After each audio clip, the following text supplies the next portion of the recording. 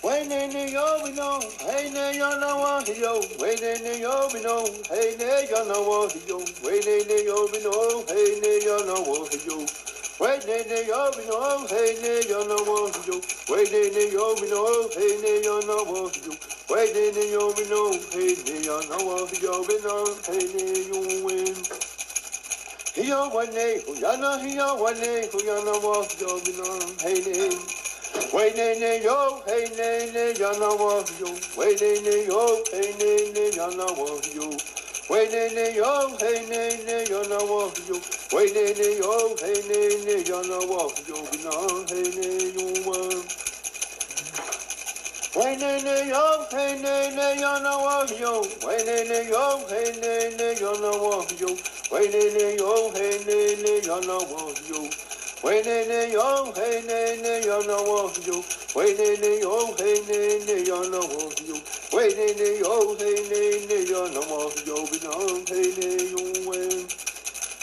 Hey, yo, one day, who y'all know, hey, yo, one day, yo, what you. Be done, hey, nay. Wait, nay, yo, hey, nay, y'all know what you. Wait, nay, yo, hey, nay, y'all know what you. Wait, nay, yo, hey, nay, y'all know what you. Wait, nay, yo, hey, nay, y'all know what you. Wait, nay, yo, hey, nay, y'all know what you. We know, hey, nay, what.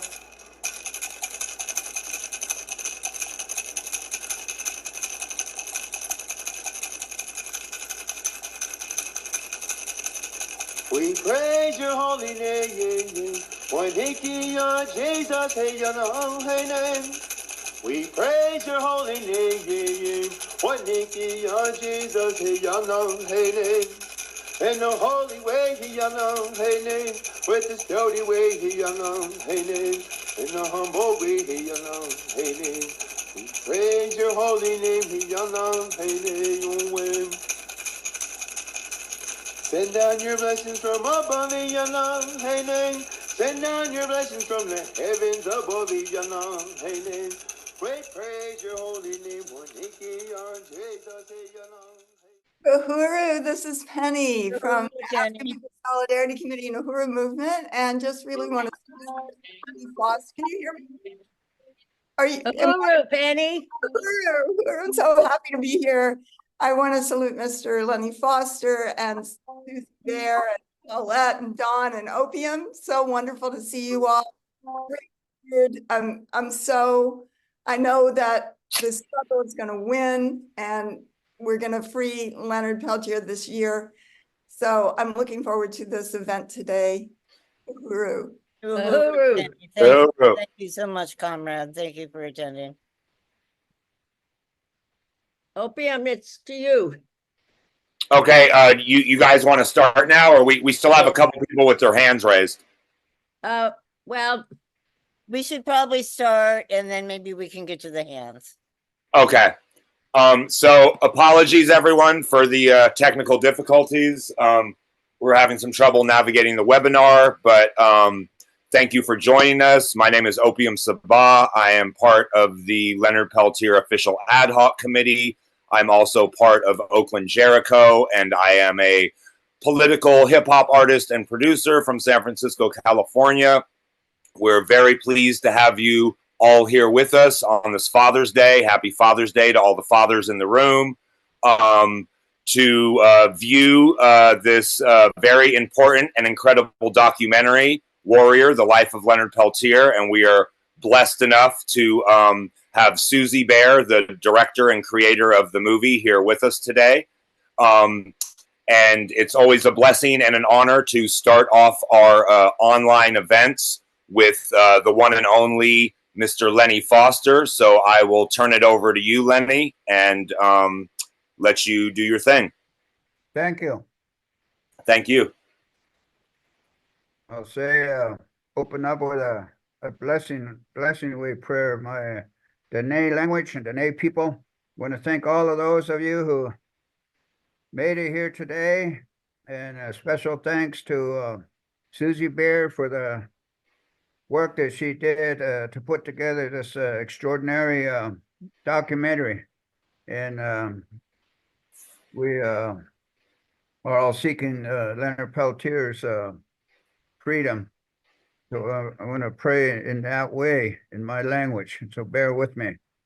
Kudobe jondo le sa chonda shatra dien long dien yot dien jo bai dien a zoni ha shada na ho consist na jini cho zefto cosly the bensa zefti in an sini bicado tohadas long de chol edi ben hiat ben hit seal o ben hit skit o ben jonon cheek case in hat abiat ki nabiat hit sats and biat Yadderskip Jonah H. Idian Tradine Ben Jonan Fanatin. Arodi kun alto na his craigie good out could obey. Beat out it said as a behind lado less Eddie Kun Jennifer Jones, oh Bruce Tobb, and Lamb, oh Don Lawson, oh Opium Sabab, oh Paulette, do Tate, oh Frank Awusu, Suzie Baer, Penny Hess, good out. So there's an yacht behind Lado, les Hashon, a Chitradian long, they don't come. So there's an 80 good on, they go down, by Idiado, Bened now, they go Leonard Peltier. Behind La, Bindi one not Dasto, Edi Concodo, a Kayao, the Kayao not Dasto, les they come Turtle Mountain Band of Chippewa and long, they come even. The gain low yando, Daspot Chin, Benalla K. Aro de con says an ebe beyani eto di champion his cousin or les equida. Sadiat de diado les e sade de codat says an esclant or les equida on jet said a sin. Joe Butlan son de con jet said a sin ha shada ana hokmus. Roebe has on a slang, bears on a slang, bears on a slang, bears on a slang. Oh, talk yes, yeah, relation. Oh, Which? Walking beauty. Thank you, Mr. Lenny Foster. Oh. Thank you. And I would like now to introduce our MC for this afternoon, who is going to help introduce Suzie Baer. And we'd like to remind everybody that this is a fundraiser for Leonard's medical needs. Even though we're waiting for a decision from the parole board, we cannot stop working on trying to get Leonard medical care. His neglect has pushed him beyond reason for a human being to have to go through everything in order to just get his insulin. So we are doing this as a fundraiser. You can go to our website, Free Leonard Peltier Now, and donate. You can use PayPal. You can use our Cash App, which is Money Leonard Peltier Now, I think. We'll check that and put it in the chat. But please be generous, as it's very, very important that we try and get Leonard some medical care. So thank you all for being here. Happy Father's Day to every man that's there and anybody who has a father. And Dawn will now take it over and do the introductions. Thank you, Dawn. Thank you, Opium. Thank you, Lenny. Oh. Thank you, Paula. I asked who was going to introduce Paulette, and then I realized everyone knows Paulette. She does not need introduced. It is truly an honor to introduce our guest today. I just have been getting to know her the past few days, but she's been in Leonard's life for a long time and understands his situation. And we are all, of course, hoping for a favorable outcome with parole, but even if it is favorable, they could hold on to him for a long time. If he were out here, he would be rushed in an emergency room. He is in trouble medically. And historically, the way the system has worked for Leonard, this may be a battle. So if you have $5 to donate, great. If you do not, we get it. Pass the word. I put a donate link in the chat. And without further ado, I will introduce Suzie Baer. Then we will be showing her movie. Afterwards, we will have a question and answer period.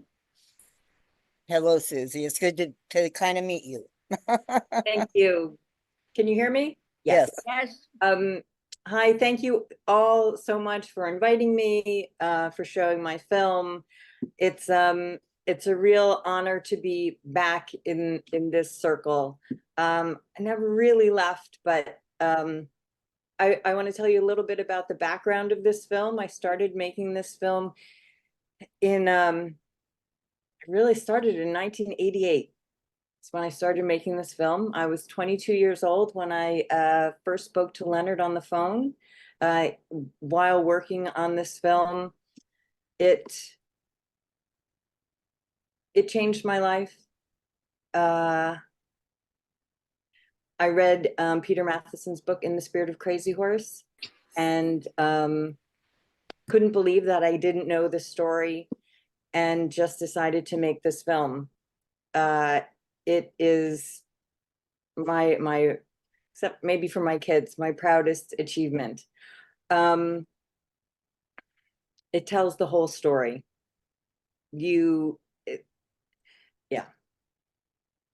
I am so happy to be back in touch with Leonard. We spoke last week. And anyway, I'm looking forward to everyone watching the film and having lots of questions. When it's over, I will be here. So let's roll the film. Thank you. Thank you.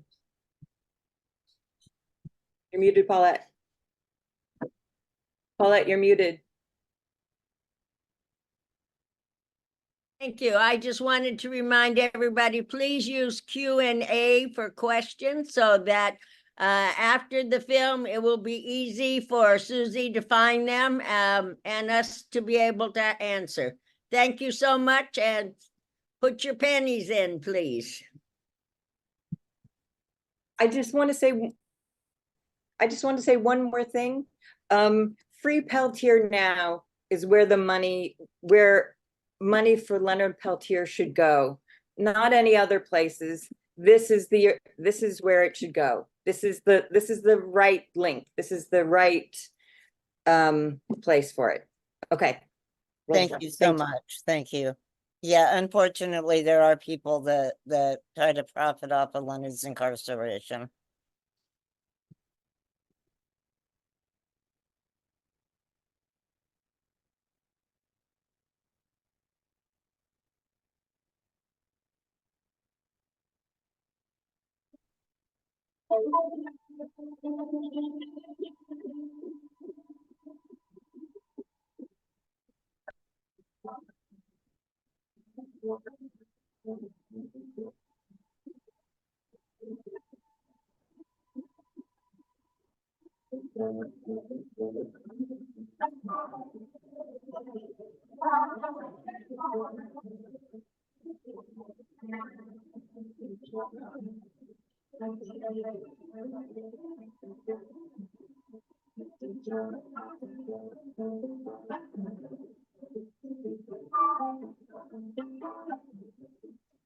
My whole case revolves around Native American issues, the Native American oppression in the United States. I'm in prison because of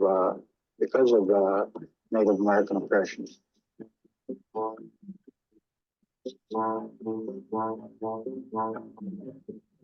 There is absolutely. I've tried many cases, many murder cases. I have defended murder cases as a defense lawyer. There is absolutely no question in my mind that Leonard Peltier was fairly and justly convicted of the crime of murder, of the two murders of these two agents, and that the sentence was an appropriate one under the set of circumstances. We also let the people in this area know what happened at our trial, what happened prior to our trial, and what has happened after the trial. To let them know the truth that is going on against the American Indians in this country, by the United States government.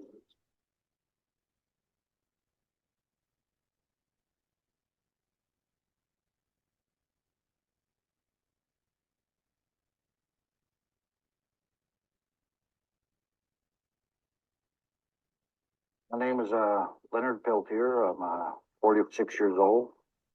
I'm here in Leavenworth, United States Penitentiary, serving 2 life sentences. I think we should be concerned with Leonard Peltier's case quite apart from the plight of a young man who's spending his life in prison for something he almost certainly did not do. I think that any of us could be there if the political climate were so arranged that we fell afoul of the system in some way. I mentioned in my book that I thought it was the most important case from historical, economic, and social point of view since Sacco and Vanzetti. It had a lot of the same elements. Had also involved the FBI. It was an early triumph of J. Edgar Hoover there. Well, we're talking about the 1975 time frame. And at the time, I was physically located in Washington, D.C. at headquarters. And my assignment at the time was I was working what they call the Government Crimes Desk. And as part of that, it encompassed the Crimes on Government Reservation, which would be the Indian Reservation.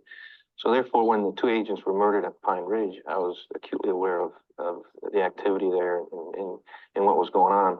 Leonard is a very strong person. I don't know if I could have taken this. He's been in jail now 13 years. He's seen the courts reject him time and time again. He's seen this vile chicanery of the FBI and hiding documents and persecuting him unmercifully, and yet he keeps his spirit.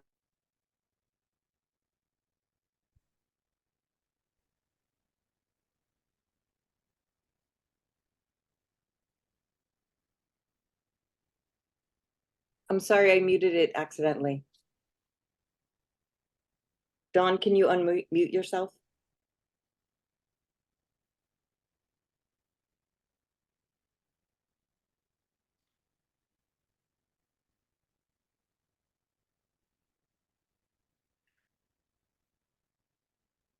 Report to my job at 7 o'clock, which I work in the second floor recreation.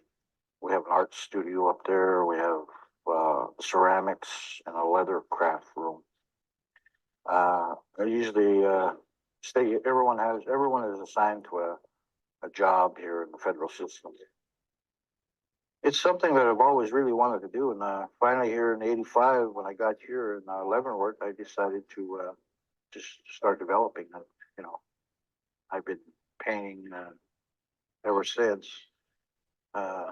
My subjects are Indians, naturally, and the statement I'm trying to make right now is basically I want to record my generation of Indian people. A lot of my work are from Indian people that were of my generation, you know, my grandfathers and grandmothers.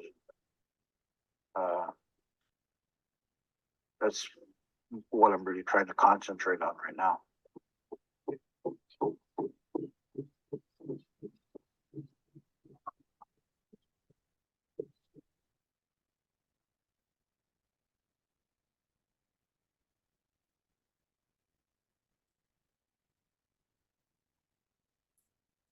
I was born in the state of North Dakota. My father's from the Turtle Mountain Chippewa Reservation. The only employment that we had was what migrant farm work in the spring and through the summer. My father also received a Army pension from World War II when he was wounded, so that was a little extra that we had there. But my father and I were pretty close. We got more closer after I came to prison, but we got along quite well. He really feels strong about this. Really proud of what the people's doing for him.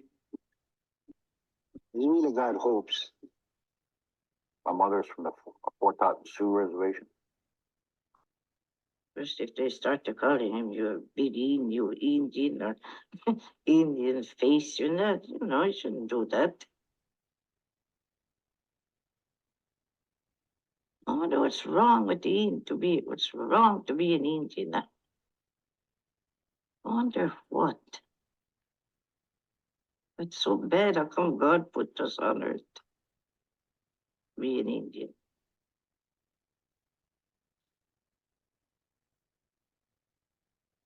I remember when we were living up in this log cabin where I grew up with my father. My grandmother was there. I was staying with my grandmother, and this government car pulled up. Even at that time, we were still Indian people were still very concerned when they seen a government car, a new car coming up. You know, they'd all say, "Here's gonna be a brand new car." And we know kids that hid for the woods, right? Because they knew something was happening. They never came out for any other reasons. Went to Wapton Indian School in 1953, I believe it was. My grandma couldn't speak English, so they took us to Wapton on a bus. A whole bunch of kids went that year. Lined us all up. They gave us all GI haircuts. Then ran us through the showers, scrubbed us down. And as we came out of the showers and dried off, then they put DDT on us. That began 3 years of a memory of my life that I thought was very, very, very, very harsh.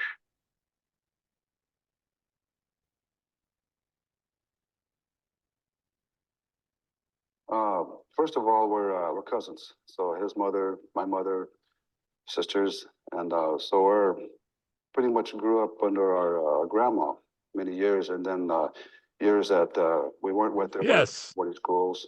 He up north, I was down south, Oklahoma area. Yes. And so Leonard was pretty much in the same I'm bureaucratic. sorry, they didn't have. Which is boarding schools. And the Okay. type of institutions. Okay. I was 14 years old and when I first started attending a number of different community meetings that my elders were having. And I basically just started to start paying attention to what they were speaking about, and got myself quite an education on what was happening. I know that my family was living in, you know, real heavy poverty, real high poverty, but as most poor people, they're really quite ashamed of it, of being poor. So I in my mind, I subconsciously believe that my family was the one on the reservation that was having a hard time. Although I would go to my friends and neighbors and stuff, and you know, or was having just as hard a time.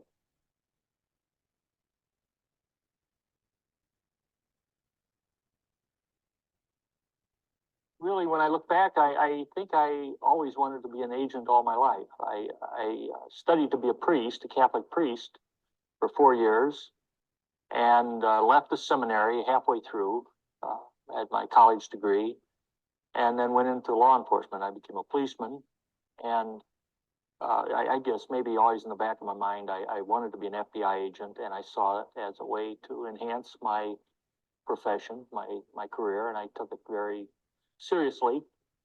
And lo and behold, I got into the FBI. It was kind of the crowning achievement of my life. In 1958 and 59, the Eisenhower administration was enforcing the termination policy.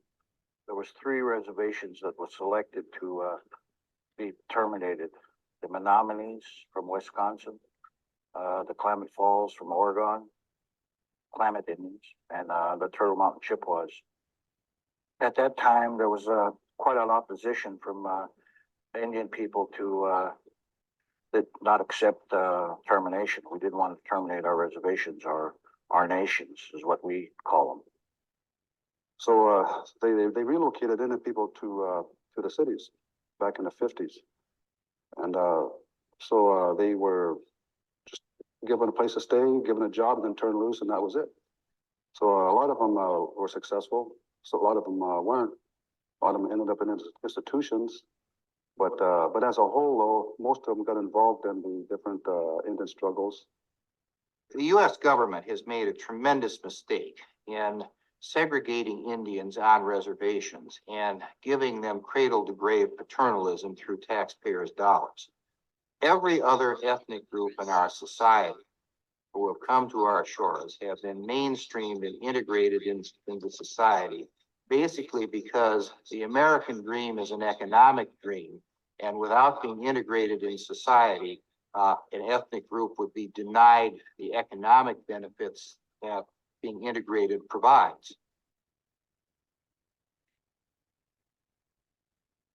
But anyway, they promised them jobs and homes will be waiting for them when they get there. Nothing. Unfortunately, they didn't know what to do. They didn't know how to get back. Some of them had to take the freight back, even women. See, they wanted to get them all off the reservations. They must have been after something.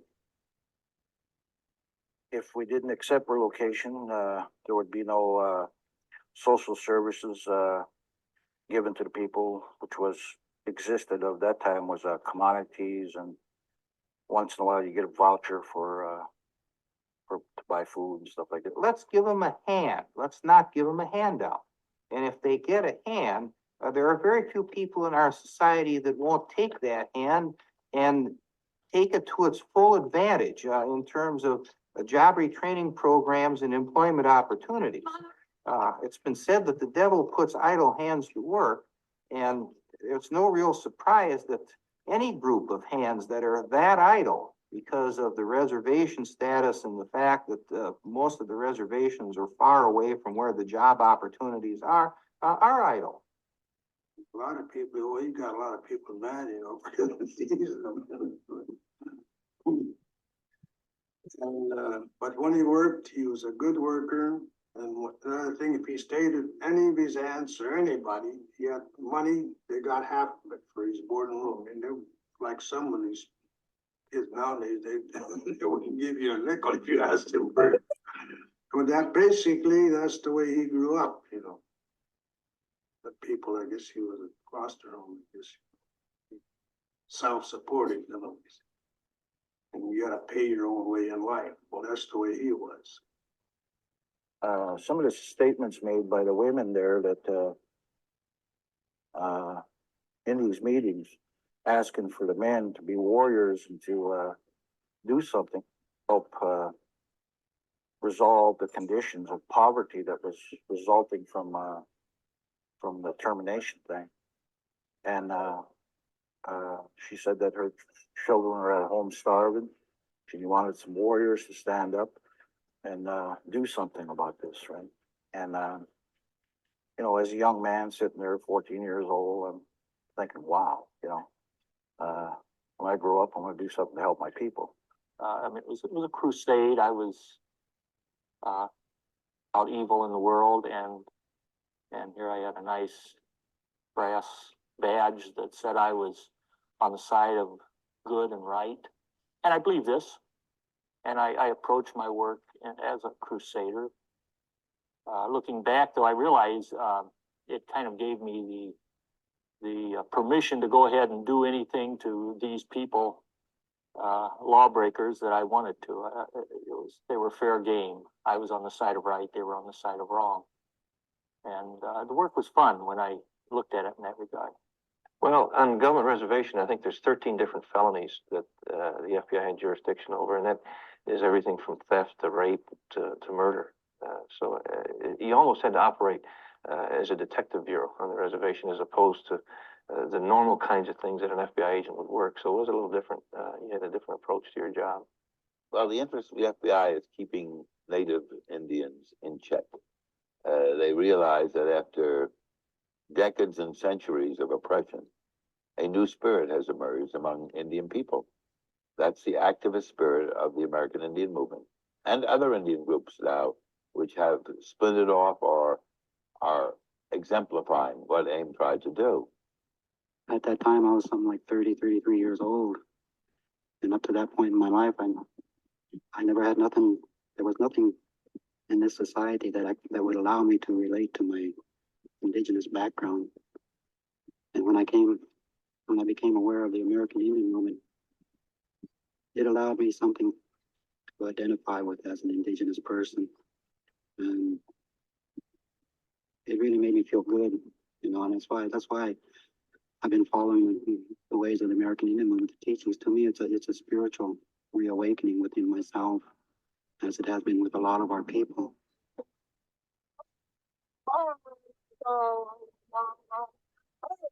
A lot of them sneak off you at the corner of the playground and be talking their own language. Sometimes they might get caught. When I went 2 years to South Dakota school, it's a pray just as soon as you got out of bed before you dress. Put your bed all up and you said some more prayers. And you went to breakfast. Usually went to church first.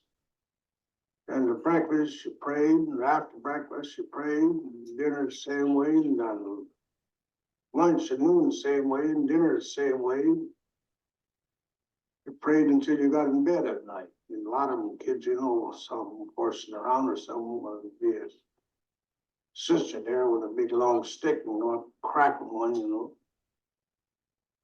I think a lot of them Indians are students now. A lot of them are trying to relearn their languages that have been lost and some of their clan traditions and so forth. They're learning it from a group of old people who are disappearing very fast. So they kind of have to get that information to get it out. They do it quickly.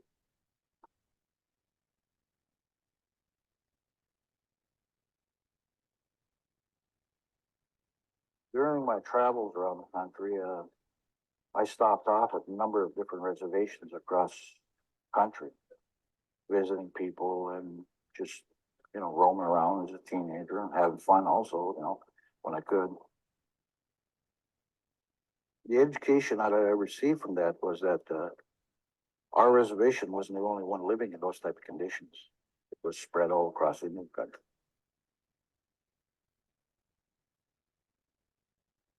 So he came out here and lived with us out there. Then he stayed around here in Portland, I guess, for several years. Well, actually, when I first time I'd moved up to Portland, I was looking for some Indian organizations to get involved with, but there wasn't any in Portland at that time. But when I had moved up to Seattle, I first started getting involved with, through the Indian Center and through other Indian organizations right there in Seattle, Washington. I started getting involved too with the Indian people on Frank's Landing, the Puyallup Indians down there who were protesting for their fishing rights. We organized a group of people and occupied what was called Fort Lawton at that time. Was a army base that the army was abandoning and wanted to sell it to the city for $1. Well, under treaties in Washington State, any surplus land that's government no longer wants or is going to use is supposed to automatically revert back to Indian people. And we tried to get it for that purpose. We wanted to build a university under college, cultural center, and different Indian programs. The end results was we did.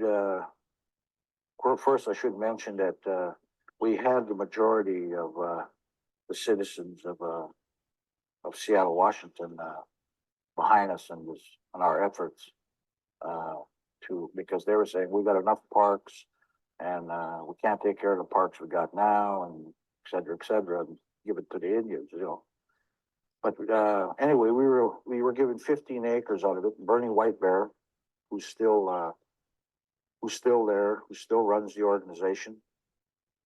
Leonard, like many of us here in the community, the Seattle community, were involved in a lot of different planning efforts, looking at ways to enhance and introduce services to the Native American community, which were not here before, and made our interests known to the city. We were referred to the Bureau of Indian Affairs for a resolution of our concern of our receiving part of the property. And we determined that the only way we were going to get any real visibility and headway was to actually follow what the brothers and sisters on Alcatraz had already done. And that was to physically occupy the property. And that's what we did. We came together in 1970, and on March 8th, we physically moved on to the property here at Fort Lawton. The Seattle Indian community and Leonard played a significant role and very committed to the community's causes and joined us. And all of us everybody that was involved basically were arrested.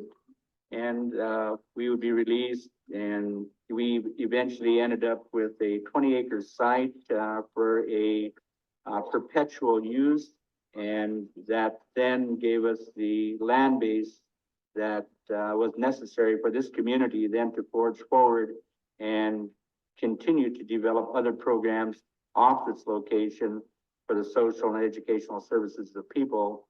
And we concentrate here on the cultural and educational aspects and recreational aspects of the needs of the Native American community. It's really quite successful. They're involved in quite a number of different Indian programs and issues. During that period, there was a number of different reasons that caused me to get involved and join the American Indian movement. At that time, there was an elderly man named Raymond Yellow Thunder that was a ranch hand in Gordon, Nebraska, which is right on the border of the Pine Ridge, Oglala Lakota Nation. And he had come to town like he did all the time. Where he'd go out there to the ranch, stay out there 3-4 months, come into town. He would give his money to his sisters who would pay their bills. He supported them, right? And whatever he had left, he would buy some clothes and you'd drink it up, you know. And he was picked up by, I believe it was 3 young men and one girl. They had first humiliated him by stripping all of his clothes off him and throwing. They were having a dance that night at the American Legion, and threw him inside of that dance hall naked. And the mayor that was there and the chief of police put a blanket on him and told him to get back to the ranch, or they all knew him around there, right? Or they would arrest him and stuff like this, right? Well, short time later, Raymond was observed being forced in the car again by these same young people, right? And the following day, his body was found with cigarette burns and other means of torture. You know, he was dead. Yellow Thunder death, and the AIM came in to talk to him to help. So when they come in to ask for help, that's what Dick Wilson told him, get the hell out of there. That he didn't like long-haired people. And AIM, that's when it all started then.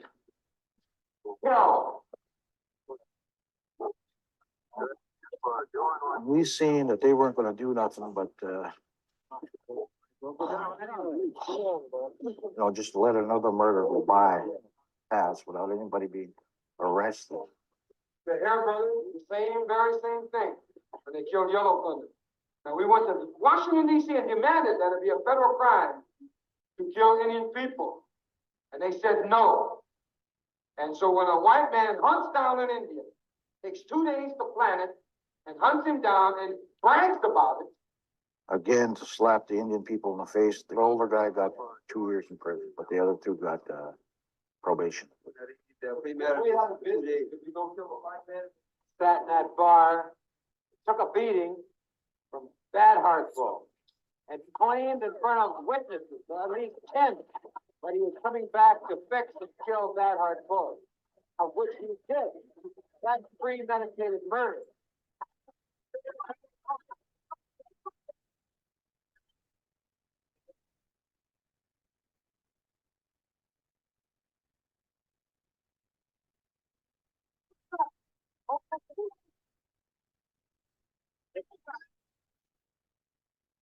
Put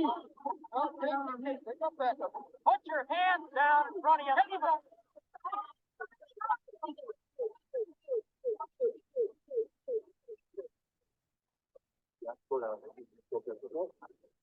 Okay, probably back in the 1972, there was what they call a Trail of Broken Treaties. A lot of the tribe started from the West Coast, and they traveled by car, caravan to Washington, D.C. And a lot of from Los Angeles, San Francisco, Seattle area, and then a lot of Indian people went there. So then they were BIA would not meet with them, and then they just turned them away, and then so they took over the building, BIA building, and to bring attention to them, the cause. We started a peaceful protest, but again, because of I don't know what reasons, what the reasons were. I guess totally disrespect or hate of Indian people. We were immediately attacked by busloads of Washington DC police, and a peaceful sit down, literally was a sit down demonstration, turned into a very violent demonstration. The Trail of Broken Treaties, which occurred around election time in 1972, involving the Occupational Bureau of Indian Affairs. The government was very upset about that. The Committee to Re-elect the President, was very upset about that. Amongst the things that they were upset about was the fact is that here were Indian people raising very legitimate grounds and treaty demands right at election time, which didn't go very well with the Nixon people, as well as documentation that was found inside the BIA building showed a forced sterilization program of Indian women between the ages of 18 and 25, which had in fact resulted in about 1/3 of all Indian women in those age groups being sterilized. The government granted amnesty to people, got them out of town, but then there were rumors that approximately 30 people were targeted for some kind of action. It was a few weeks later that 2 plainclothes Milwaukee police officers attacked Leonard Peltier in a restaurant and then charged him with attacking them. According to the girlfriend of one of the police officers, Bellanne Guild, when she testified in 1978, she remembered her former boyfriend having a picture of Leonard Peltier and talking about how he was helping to catch a big one for the FBI. They just got done lying to us again in Washington, D.C., right? And said they were going to investigate, and of course they never did anything.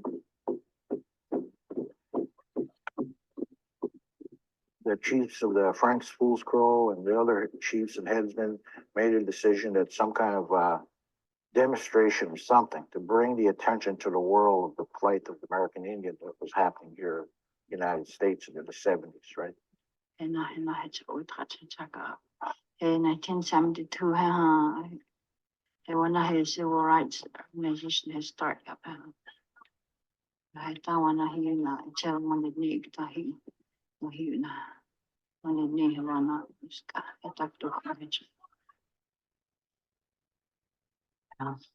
she said that in 1972 the people here on the reservation got together and they had the American Indian movement to come down because of the situations that were going on here on the reservation. Dick Wilson, who was the tribal chairman at that time, had organized his own private police force. The Goon Squad was essentially anybody who was employed in the Wilson administration, anybody who was working.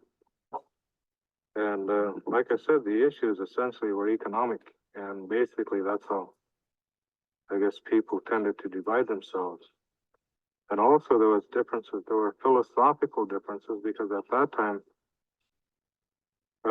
we were making great strides in moving the tribe into the 20th century, so to speak. Then on the American Indian movement side, there were some traditional people who believed that we were selling out our traditions and customs and culture and stuff like that in order to make those strides. Between 1973 and 1976, the FBI was funding, was arming, was equipping, was providing intelligence information to a Contra-type force on the Pine Ridge Reservation called Goon Squad. They called themselves that, the Guardians of the Oglala Nation. The people were concerned and they invited AIM to come down and the entire reservation is an armed camp. It is grown from the hatred that has developed between AIM and non-AIM people. The hate has developed to the point where every man, woman, and even children. I seen in Pine Ridge, 12-year-old carrying a .22 rifle. At the present time, I'm still the chairman of this Oglala Sioux tribe, and I intend to be until my term is completed in April of next year. well, they never really done anything to me, but I just pitied all the people. And so that's why, because all my family was all with the goons and I was only one. But I felt sorry for all the Indians that wouldn't fight back or stand up. And that's why I was there with them. If any Indian is physically abused on the Pine Ridge Indian Reservation, the American Indian Movement is going to declare war on the Bureau of Indian Affairs. The American Indian Movement and the Oglala's and other Indians from numerous tribes across the country occupied the Wounded Knee area for 71 days. When AIM came in, we had our first meeting at, out north here at Calico. Then they decided to go into Wounded Knee, so we went into Wounded Knee. We did, before we got there, everything already got into the store and everything. We didn't get a thing.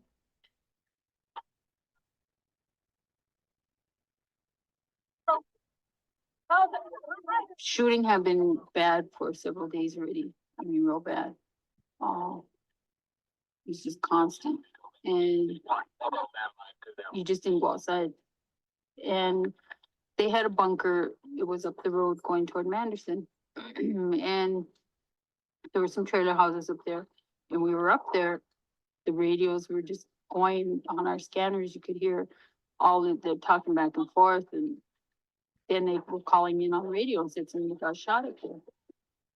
You know, it's almost like you anticipated that something really bad was going to happen, because it had been bad already for days. I mean, that was like the worst time ever. A lot of shooting went on all the time, but that was really bad then. On our way out, they picked us up, took us to jail. Wouldn't let him go to the bathroom. Next morning, they got us up early. They didn't even let us wash or anything. And took us and put us in the bus and took us up to Rapid City. And that's why they sent all those charges up there. Drunk driving and vagrant and entering and carrying concealed weapons. So the program against AIM intensified, especially with Wounded Knee, especially with the Senator Custer. The government made massive arrests around Wounded Knee. Some 500 some odd people were prosecuted, of which they only got 12 convictions. So it really reflects upon the realities of the use of the criminal justice system for political purposes in this country. The Oglalas don't like what happened, and if the FBI don't get them, the Oglalas will. What do you mean? Just what I said. We have our own way of punishing people like that. Shooting on the reservation? You said it. We'll take care of them. Dick Wilson was, you know, just like a Gestapo. He just ruled the whole reservation and didn't pay attention to anybody, didn't go by the rules or policies, constitution. Because the greatest enemies of the traditionals, in one way, have been their own people who have made it into the white world and who are, and you can't blame them either. There's been so few benefits for Indians, and they have to share it with the traditional people, and there's never been enough to go around. So they see these people as kind of a threat to what they have established, you see. And there's no reason why an Indian person should be, or a part Indian person should be Indian or not Indian. It doesn't matter how much Indian blood you have, you are either Indian or not according to your, whether you follow Indian way or not, or to the degree you do. And this is a matter of choice, and it's not a question of one person being better than the other. But there has been a pattern, often encouraged by the tribal council leadership, to make the acculturated people, the ones who are Christians and so forth, the elite, and they often have more money and so forth. And these other people are considered more primitive in some way. Well, it isn't true. The reverse also could be argued. Under the Indian Reorganization Act, we're supposed to have self-government for all the people. But I guess in order to control things, he had to use power. And he just run that whole tribal office. He had goons all over. And he paid them big salaries. They didn't do nothing, no kind of work. And he just spent, you know, federal monies the way he wanted to. My family's been harassed. I've been harassed. I've been threatened. But the only thing I can say is I'm still the tribal chairman here. If they could work together and make allowances for each other instead of always being at each other's throats. Now, we are famous in this country, and all colonial or neo-colonial peoples are the same. We have to set one group against the other.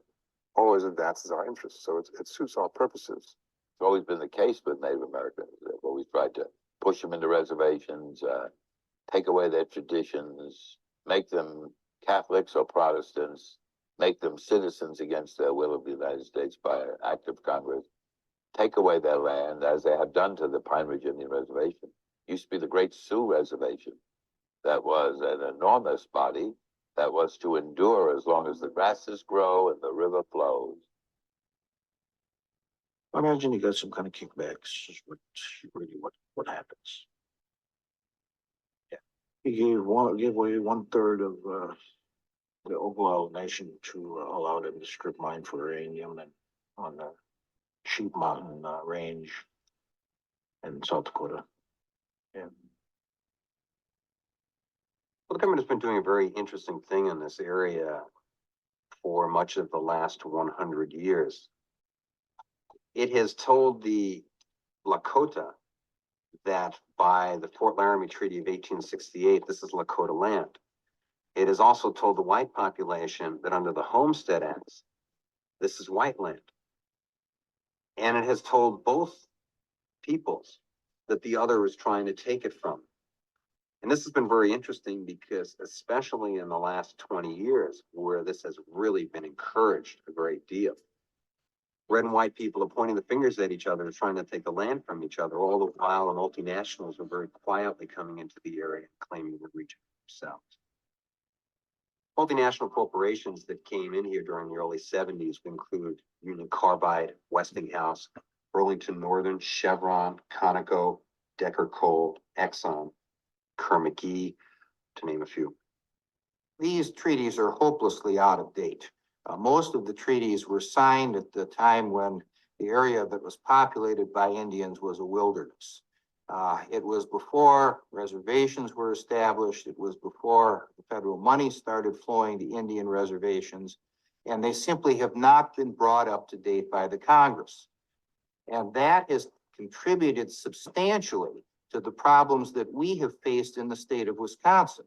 And unless Congress changes its attitude, Wisconsin's problems are going to spread as more tribes become more militant and as the extremist elements of more tribes end up saying, let us stonewall the feds, let us stonewall making agreements with the state, and we'll cut you a better deal with better money simply by being irresponsible. Give you an idea of the magnitude of the profits that are being talked about. There are approximately 4 million acres constituting the area known as Black Hills. One of the gold companies that is currently strip mining the northern hills has requested an expansion of some 800 acres onto what the government calls Forest Service land. According to corporate records and announcements, this 800-acre proposed expansion in the next 10 years, this company, Brome Mining Company, states that it will take approximately $3.5 billion worth of gold from this 800 acres. So if you figure that you can mine at least half of the Black Hills, which is what the geologists say, for gold alone, so approximately 2 million acres, and 800 acres would produce $3.5 billion worth of gold, it gives an idea of the magnitude of the economics that we're talking about in this area.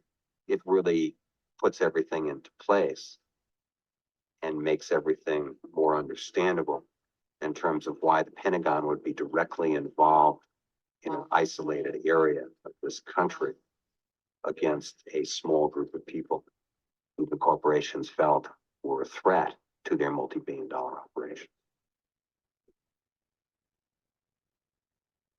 I guess the difference between the American Indian movement and the tribal government in terms of issues probably had more to do with economics than anything else. So they had a lot of heavy mineral, oil and gas at the Pine Ridge Reservation, the Phoenix of the Badlands.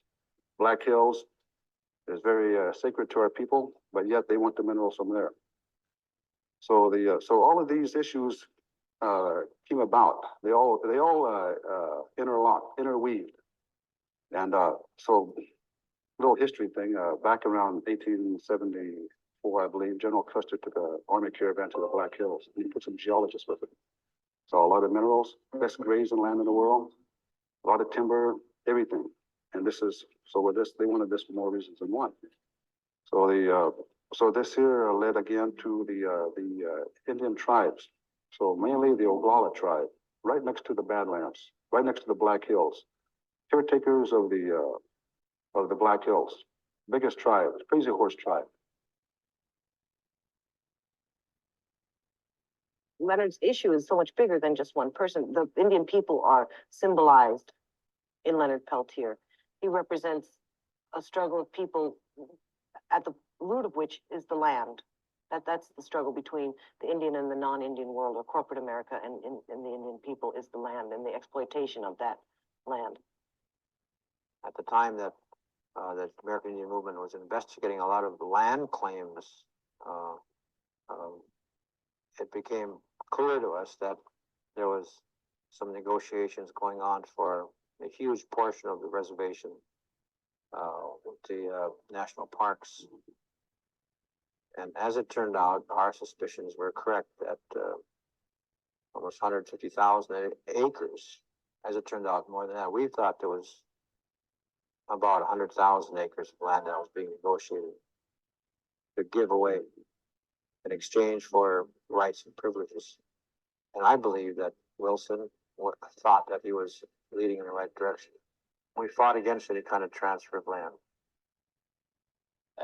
Yet, as we know, it's been cut down and cut down. And the very day before the shootout here, another part of the reservation was taken for uranium land. And many people believe that the shootout was deliberately arranged to take off the headlines the taking up more land from what was once the Great Sioux Reservation, making it now even smaller than the 2 counties it now occupies in South Dakota, and taking people's minds off that and arranging a shootout. They didn't count on 2 agents being killed, but that was the stakes they were playing with. In 1975, the same year as the FBI recognized that for the first time that a goal of the American Indian movement was to halt strip mining and stop exploitation of the earth, the government declared AIM to be one of the most dangerous organizations in the country. It switched its operations from simply a counterintelligence program to a counterinsurgency program, and in fact issued one of the most unique position papers that has ever been issued by any government agency in this country. And that was a paper that was entitled FBI Paramilitary Operations in Indian Country. It was essentially how the FBI was going to deal with AIM in a paramilitary fashion. It included everything from the role of the White House in handling paramilitary operations within the borders of the United States. We know that this was done April 24th, 1975, approximately 2 months before the firefight.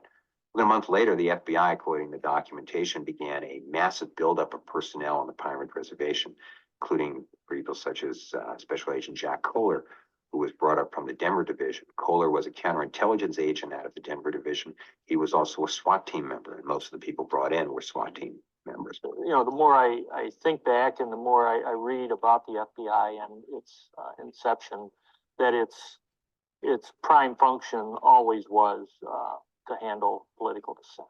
I really think so, more and more.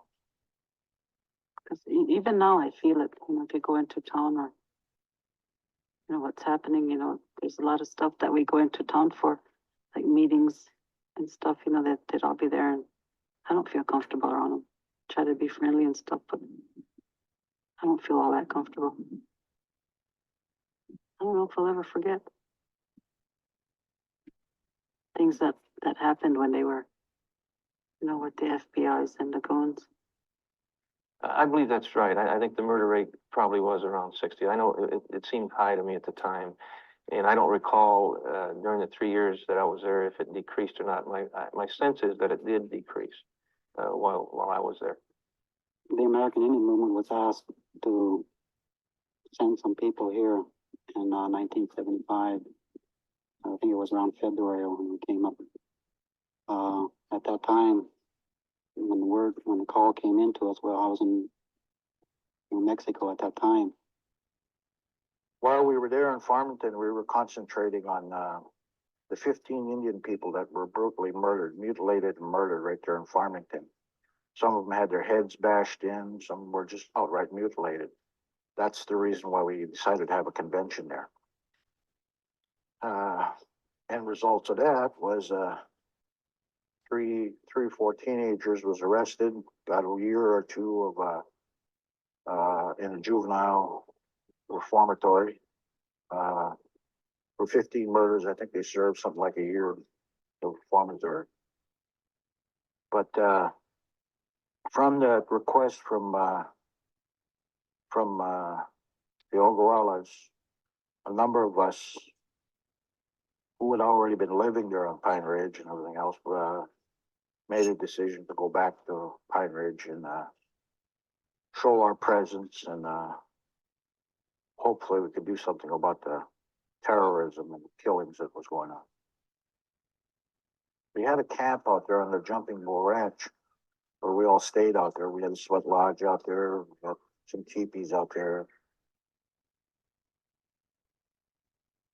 And some of the things that we did while we were there was we wanted to help build up the economy. We knew that we had, in order to survive as an independent nation, we'd have to have our own businesses and, something self-supporting. So we started planting large,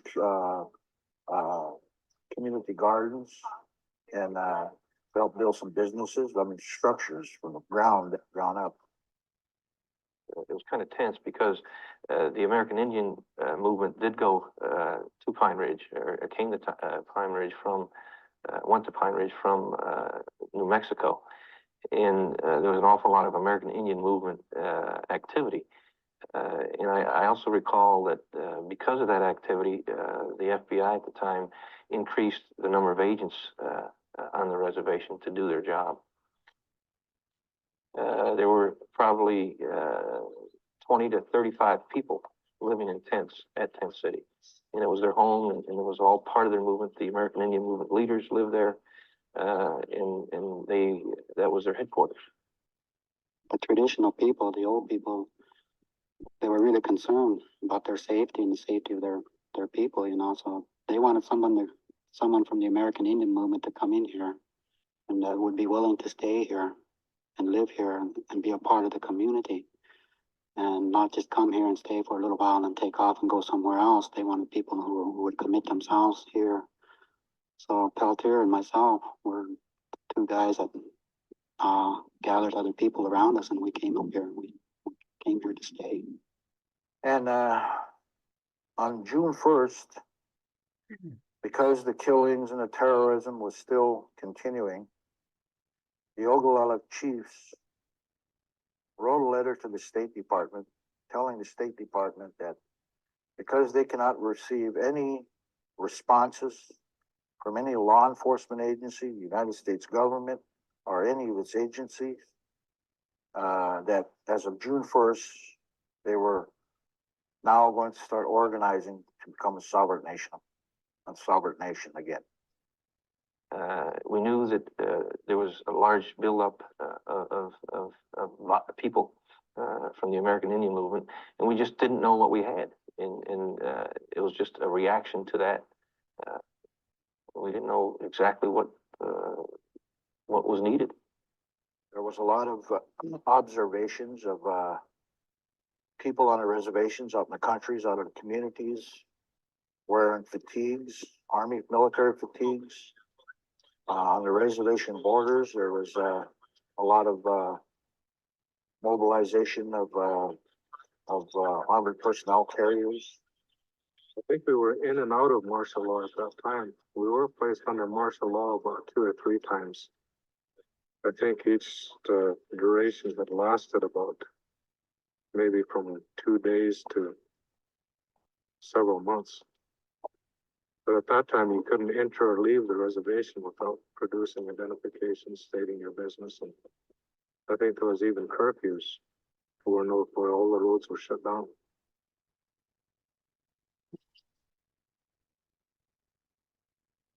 From FBI documentation that 3 weeks before the firefight, FBI inspectors from headquarters in Washington, D.C. and Minneapolis Division headquarters were given a tour of the Pine Ridge Reservation, an area around Porcupine and an area near Oglala. And they were shown an area that reportedly had bunkers. And in the words of the FBI, these areas were exclusively occupied by members of the American Indian movement. And the government talked about the need to assault these areas The government, with paramilitary forces, the government talked about the need to use armored personnel carriers.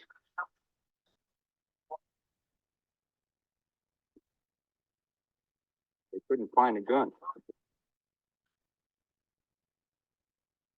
Like someone just took a shot at us.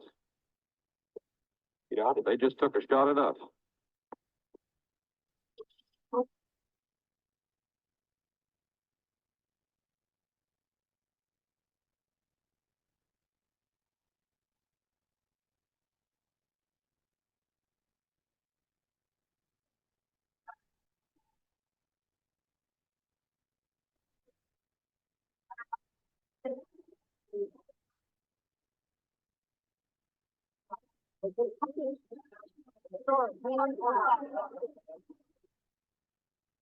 What had happened on the evening of the 25th, the two agents went out in, I think it was in the Ambassador automobile, and they were looking for Jimmy Eagle. One of the places they went to was this Jumping Bull area, Jumping Bull Hall, Jumping Bull compound. They went to that area and they were looking for Eagle. They talked to people there and were told that Eagle had been in the area, but that he wasn't there now. He had been riding in a red vehicle and they might find him in a red vehicle. They were accompanied by some BIA officers. Well, they claimed they were there for, looking for Jimmy Eagle. But they were there the day before that. And they were told that, Jimmy Eagle was not allowed on there because he was a drinker, troublemaker, and, that, he was not allowed around that area. And, not to come back. Went back the next morning after talking to 3 or 4 young Indians that were in the area. Went back the next morning and with this warrant, they'd been told that a red vehicle, that he might be in a red vehicle. And while they were at the Jumping Bull property, a red vehicle leaves from the area they were in, goes down through an open area, down to a river-covered area, and they follow it. I think and there is some evidence indicating this, there was a planned assault. We know from a map that Kohler had in his briefcase at the time that he was killed, that he had the Jumping Bull, he had a map of Pine Ridge. The area around the Jumping Bulls was circled. It had bunkers written on it. It was mislabeled the Wallace Little Senior Ranch, which is actually on the other side of the highway. So what we have is documentation which shows that the government was planning a paramilitary assault on exactly the area in which they did, June 26, 1975. And of course, when they got to about the middle of the field, the other vehicle with 3 people in it, 3 men in it, got out, brought out weapons, heavy weapons, long-range weapons, an AR-15, which is the civilian side of a military M16, an M1, World War I and Korea type, and another weapon, and started shooting at them. And they are in the center of this open area. Next day when it came down, I was down into the camp and I heard some shooting going on up over by the ranch house.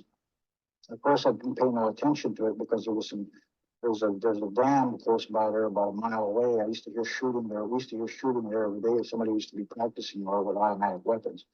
We think it was some of the goon squads. We don't know for sure. But at first, that's what we thought it was. And then all of a sudden, we heard people screaming and hollering. And so we ran up there. And we see what was happening. There was a shootout going on. So I ran into the houses because there was little babies there and women and children and stuff like this here. And I got them out of there and told them to get out of there. And by this time, we were surrounded, and the shootout lasted for about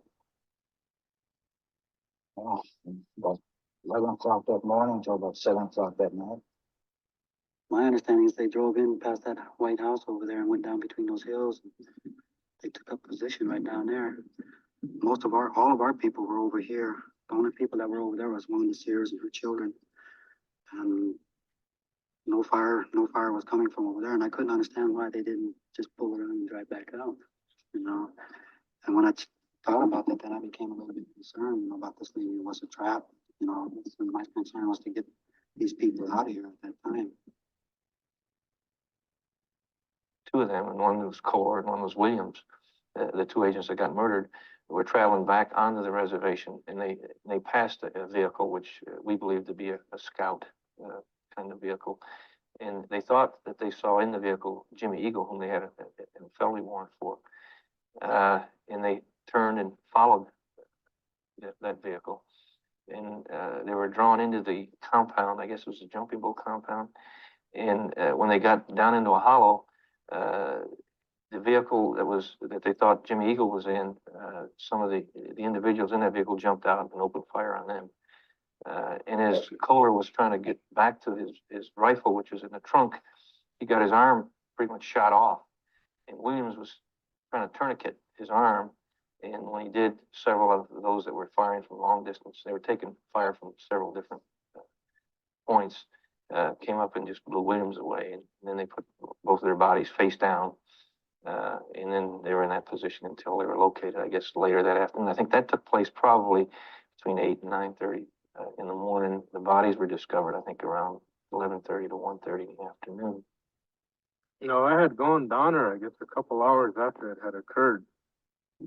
But from what I understand, prior to the actual shooting, the two FBI agents had a federal warrant that they wanted to serve on the occupants of one of the houses. They had approached the house, and I believe that the occupants of one of the houses had opened fire on the car. The FBI agents continued to drive down past the house and down below where the corrals were, and then there was a little, I guess, a little meadow that was bordered on one side. The cars were right down there. And the front car was kind of parked this way, and the other car was pulled in like that. They were parked like that, kind of, so that they offered some kind of shield, I guess, for the agents. But then the word spread through the camp that there was shooting going on at the jumping bull house. So a number of us grabbed weapons and went up there to defend our people. They just stayed there. They didn't, you know, we knew they were shooting at us. We could see them every once in a while pop up and shoot, you know, and they would disappear behind our cars again, you know. And to this day, I don't really understand why they had the opportunity. Nobody was trying to stop them from going out. They were trying to stop them from coming in here further, you know.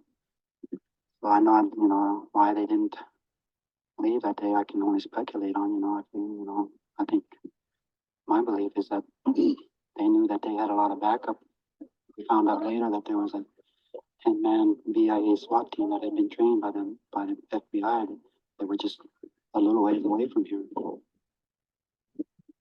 The government very quickly began surrounding the area as soon as the first shots were fired, and began a massive buildup of FBI and other law enforcement personnel, mostly SWAT team people, from the very beginning of the firefight. The firefight lasted till well past midnight, and that was one of the reasons why the FBI went through its forces. At the end of that day, there were 3 people that were dead. 2 FBI agents, Joseph Stuntz.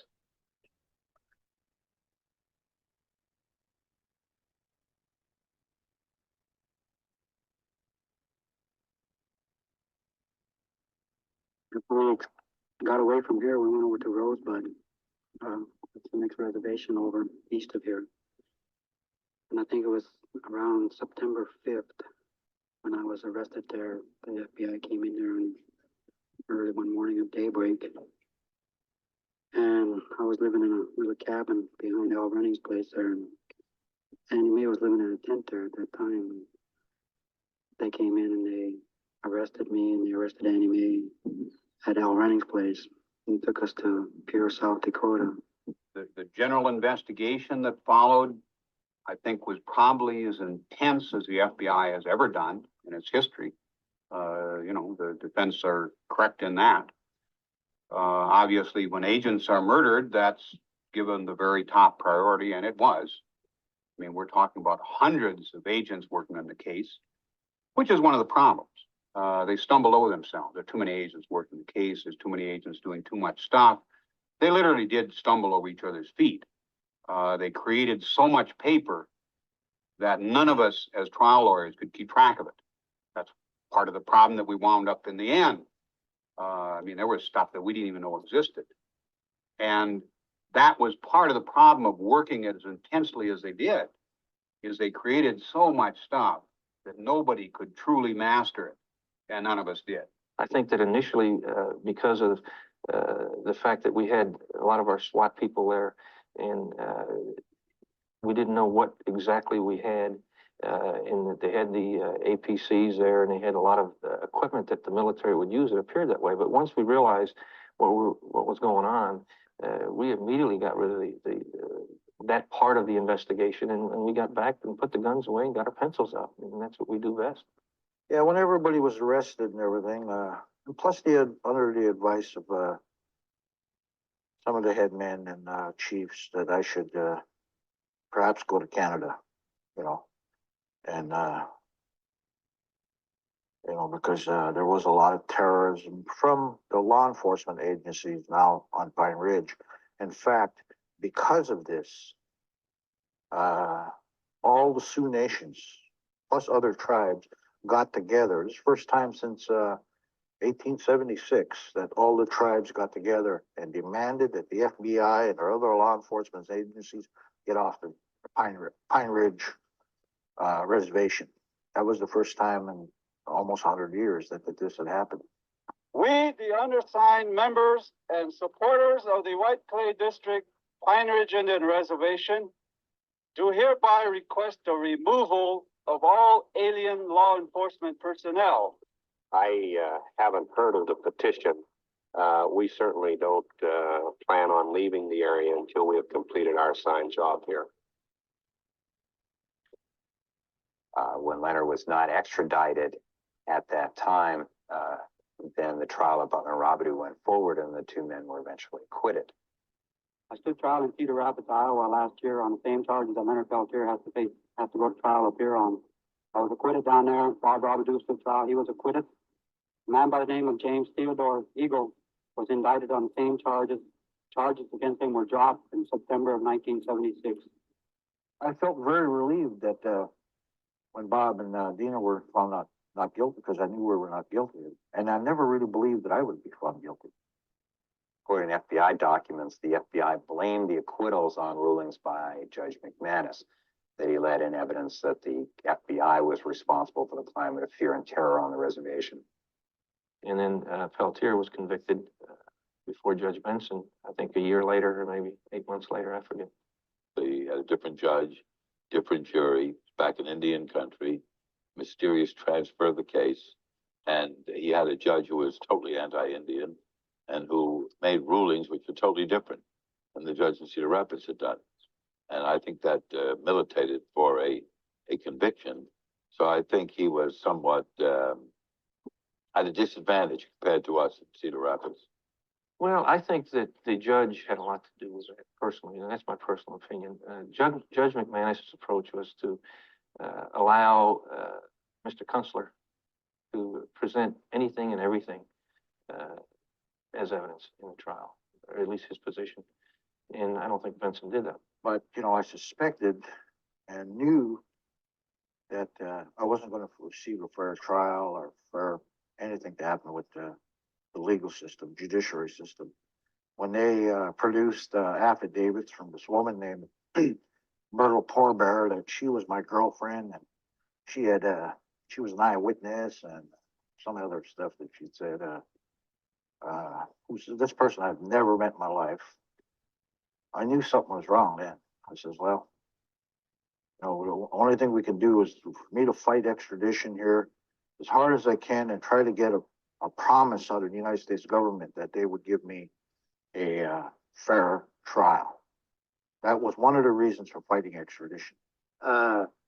Whatever is said in those affidavits, in my judgment, as I indicated by not calling her as a witness, once I had all of the evidence together, Myrtle Bear was not a witness. She was not present and was not a competent witness. So essentially what happened is Peltier at that time made a serious strategic blunder.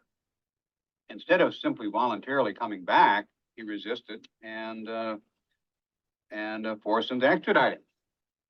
Well, what happened in the meantime, Robidoux and Butler go to trial.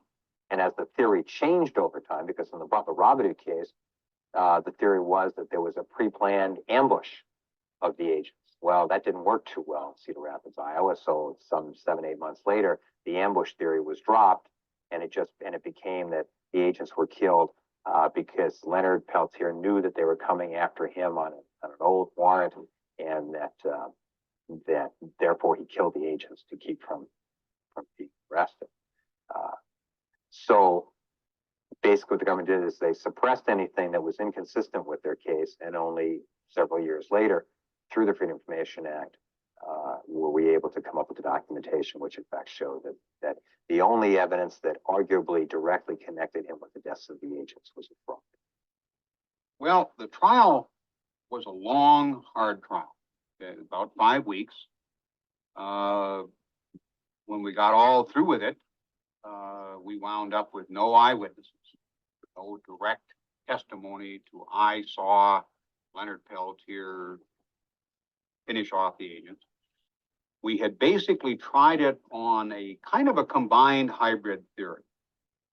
Our main theory obviously was that Leonard Peltier had gone down and personally executed both agents. I mean, there's no question that was our main theory. But we hadn't proved that, and we knew we hadn't proved it. And so we argued it to the jury quite simply as, ladies and gentlemen, this is what we think he did, but we know we didn't prove that. But, we think we've convinced you that he did. We think the circumstantial evidence is enough to suggest that. But you don't have to believe that, because to commit murder, you can commit murder equally by aiding and abetting in it. And we knew that we had 5 or 6 or 7 shooters. And we knew that we narrowed it down to a small group, of which Leonard Peltier was the oldest. He was clearly the leader. He was the one, even their own witness established this. He'd been invited into the area. He was the one. He had brought the others along with him. It wasn't the other way around. We knew that. The remainder of the prosecution's case against Leonard Peltier, taking away the ballistics, is simply that which was the same as Robidoux and Butler. There is no difference. They were acquitted. He was convicted because they fabricated that evidence by having an FBI agent, a ballistics expert, a firearms identification person, perjure himself, despite his report, and then hide the report so the perjury would not be apparent. So we've got bullets hitting the car over where we think he would have been firing from. Everything lines up right. We've got him seen by the bodies. There's only 3 people that ever, by testimony, ever placed down there. And that's Robidoux, Butler, and him. Now, nobody says he's at the agents. Not anybody saying it. But we've got basically a piece of circumstantial evidence which is almost as damaging. And that's the shell casing that's injected into the trunk. What that basically tells us is quite simple. That shell casing is not an unusual shell casing for an FBI agent to have. A 223 could very well be one of their own weapons. So it doesn't mean much of anything until it matches up with something else. When it matches up with a weapon that the FBI could not have had access to, it tells you that that probably was one of the murder weapons. What I want to show you now is the bolt from an AR-15. This is your ejector. This is your extractor. Here is your firing pin. Firing pins on an empty brass, when it strikes your primer, leaves an impression in there, which is very identifiable. It's just like a fingerprint.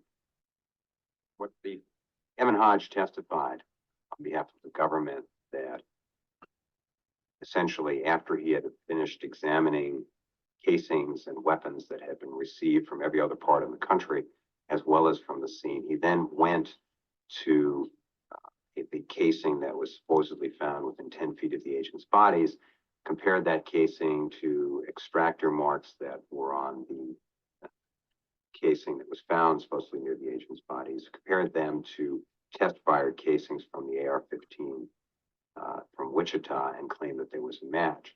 He testified that he could not and did not do a firing pin test on that AR-15 from Wichita because the weapon was too badly damaged from the fire and explosions of the vehicle from which it was seized.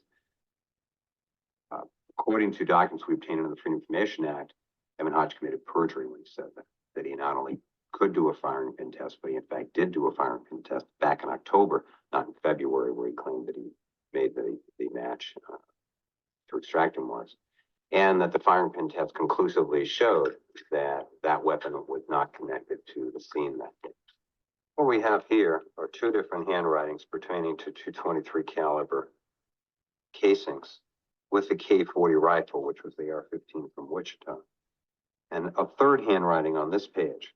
Well, what Evan Hodge did, he did misspeak at the trial. It was a polite perjury because he said that only two people, he and an assistant by the name of Joe, had worked on the comparison of the shell casing, which was the only crucial evidence against Leonard, different from the Cedar Rapids trial.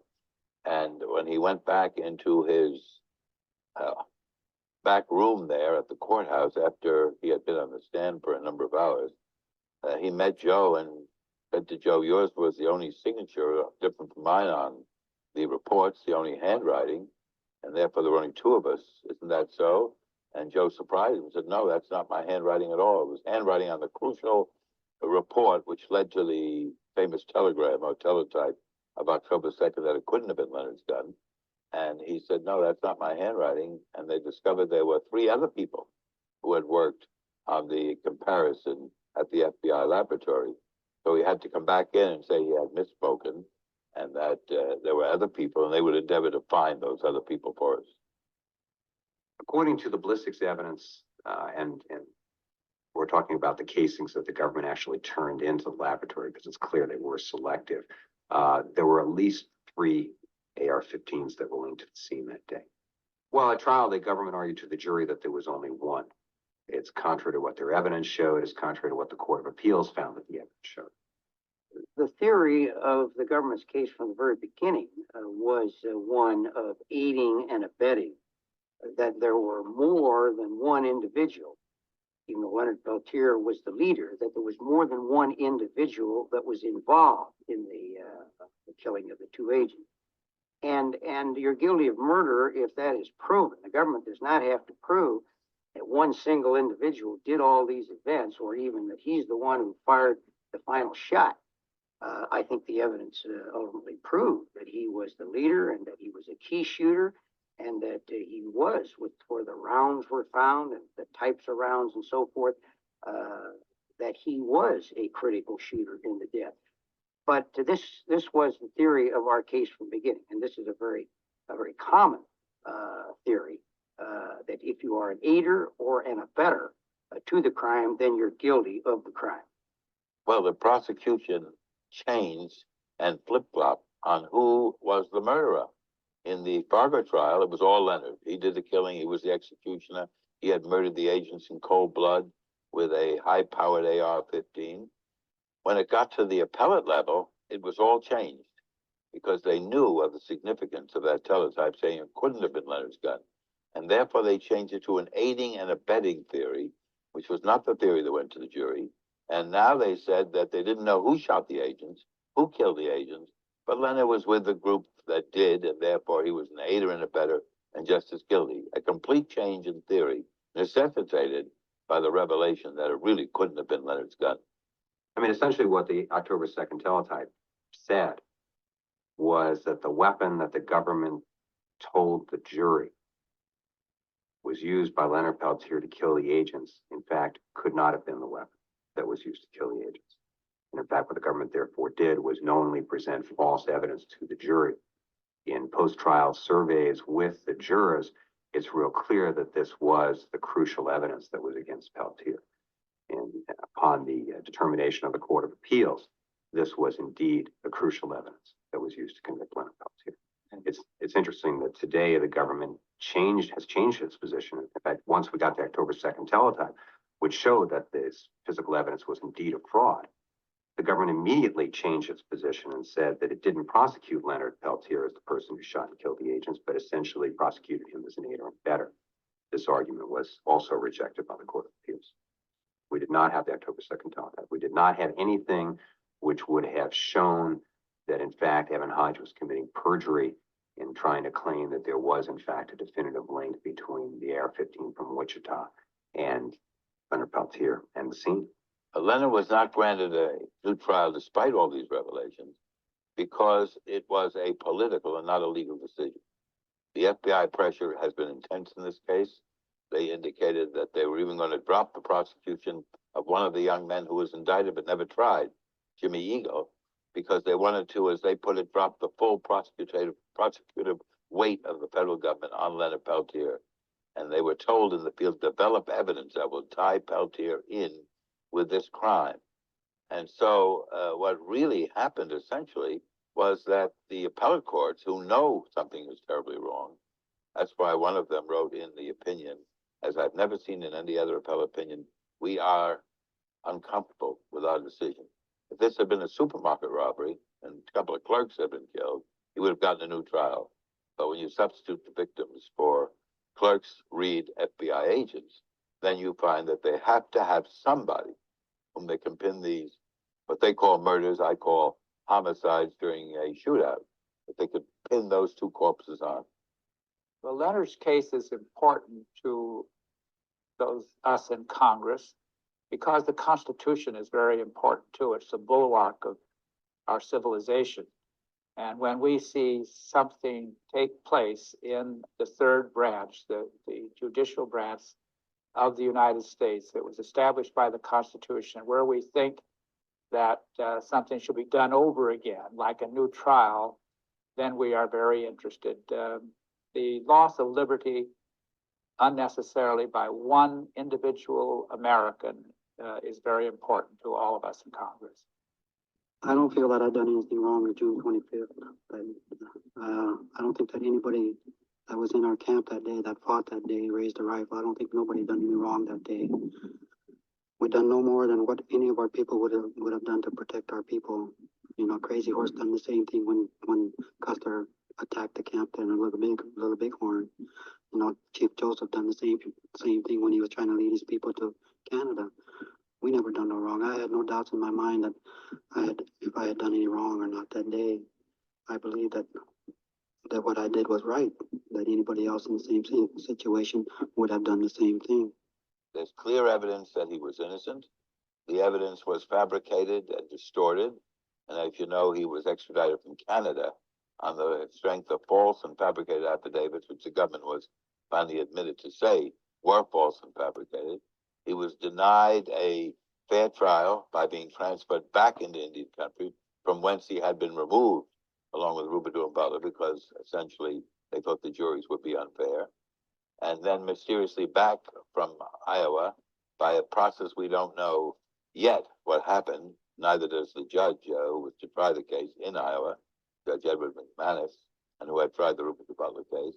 And he was sent back to be eaten up by the wolves, to be tried before a highly prejudiced judge, some of whose rulings were later reversed in other cases because of anti-Indian remarks.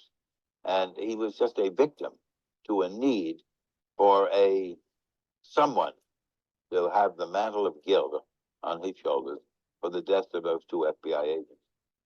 Did you kill the agents? I did not kill those agents.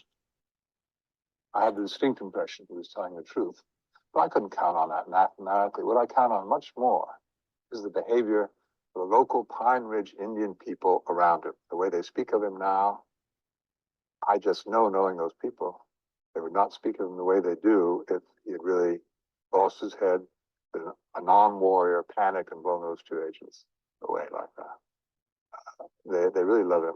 They love what he did for them. They love the fact he stood up for them. He's a genuine hero to them.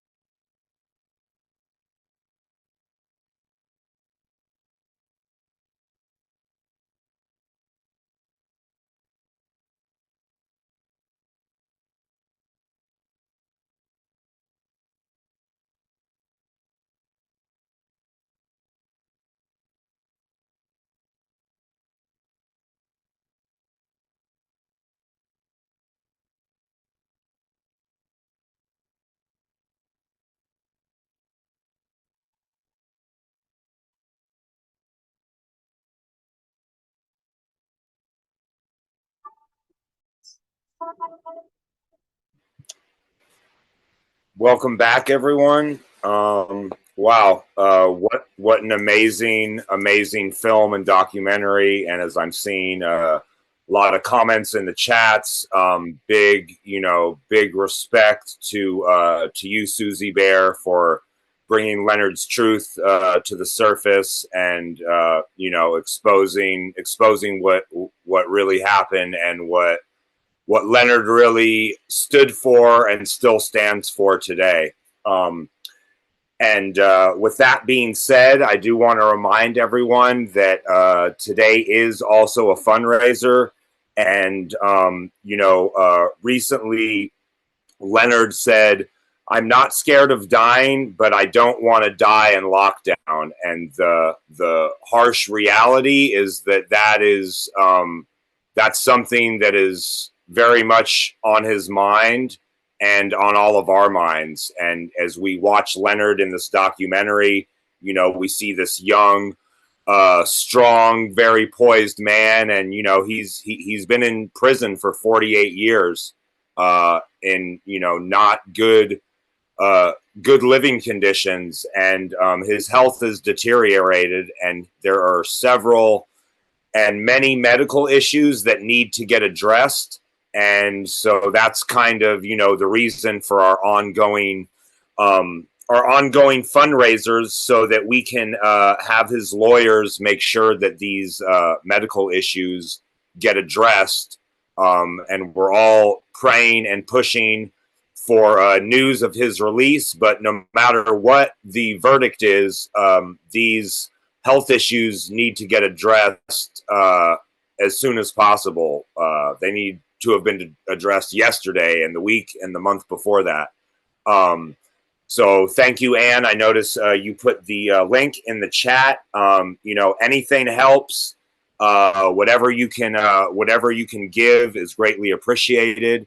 And Leonard has stood up for his people. He's stood up for all of us, for all for what's right, for all human beings and mankind. And it's time for us to stand up for him in the same way that he's been standing up for us all these years and all this time.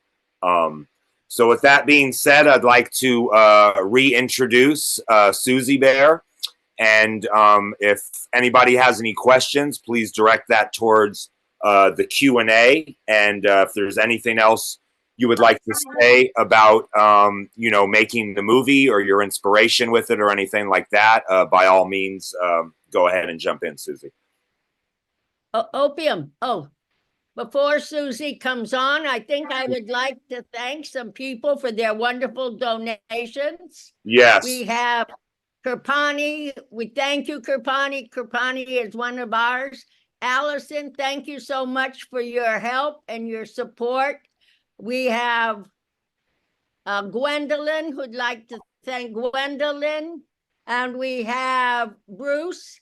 Bruce, we want to thank you so much. I think Dawn also has some people to thank.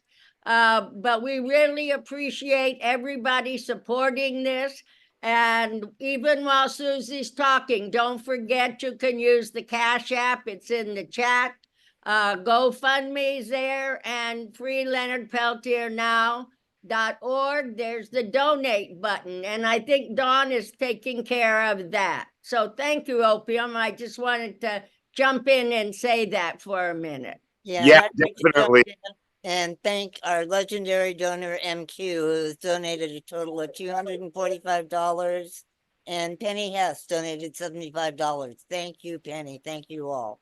Yes, thank you everyone for supporting this. And I want to thank you all for coming to watch the film. I have so many thoughts. The last time I spoke to Leonard, he said he really felt like Raymond Yellow Thunder's story needed to come out a little more. I'm not sure how to make that happen, but I'm on it if y'all have ideas. And the difference between this film and Incident at Ogallala, another documentary about Leonard, that was made by Michael Apted, who also made Thunderheart, a narrative film. Incident in Ogallala does not talk about the energy interests, and that is the cornerstone of this story. If you, you can go to miningdataonline.com and see how all of the mining that was talked about in this film happened. It happened. Michael Apted knew that the energy interest was the cornerstone of this story because it's part of Thunderheart, but he didn't include it in the documentary. And that is his issue to deal with. But this is the story of Leonard. It talks about the history, the energy interest, why it happened, why the shootout happened, how presenting the evidence that he's innocent. It's all the truth just laid out, and no one cares. Like, people care, we care, but the prisons don't care, the FBI doesn't care. If we're gonna get Leonard out of prison, we need to move on beyond the facts. I just really feel like that. And at the same time, this film needs to be part of the National Archives. It has to be part of the American Film Institute. This is the story. I know, I'm the one who made it. Sorry, it is, right? This is the story. It's the definitive film on Leonard Peltier. And it also, Susie, thank you, because it's also the only one that shows Leonard's family and the support for his family and the people in Pine Ridge. Because when we saw Nellie and those women, all those sisters are now ancestors. And every one of them used to visit Leonard. And so now, as these women have passed who have supported him, Leonard has never, ever been able to thank them. So this is so important to show the personal side of this struggle. You know, Jumping Bulls, the fact that you had the Jumping Bull family talk about this is really, I've been those places and met those people, and it was always difficult when I had to tell Leonard that Eileen Janice had passed, or some of his friends. You know, this is way more than just a documentary. This is a life story of Leonard, of how he grew up and what you were able to show. Really, I hope everybody understood when he talked about the boarding schools. You just opened his life up for everybody to see. So thank you. If Bob would hear, he would thank you, Susie. It was great. And I thank you for everything that you've done for the Peltier Robidoux family, to show them as warriors and not as these killers that the FBI has tried to make Leonard out. So, miigwech, thank you, Susie. Oh, that means the world to me. As I said earlier, I was 23 when I made this film. I think it was the innocence of youth and the exuberance of and that I needed to, see and hear all these people. I 2 years ago, this was at a film festival in Aspen, Colorado, the Native Film Festival. And while there, I met a woman who said, "My grandmother is in your film and she has passed." And she gets to see her grandmother alive. Right. Yeah. Any questions? Anything? Deborah has her hand up. Okay. Deborah, somebody needs to ask Deborah to unmute. Oh, I can do that now.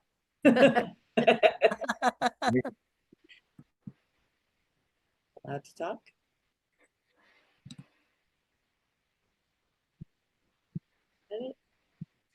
Deborah Anderson?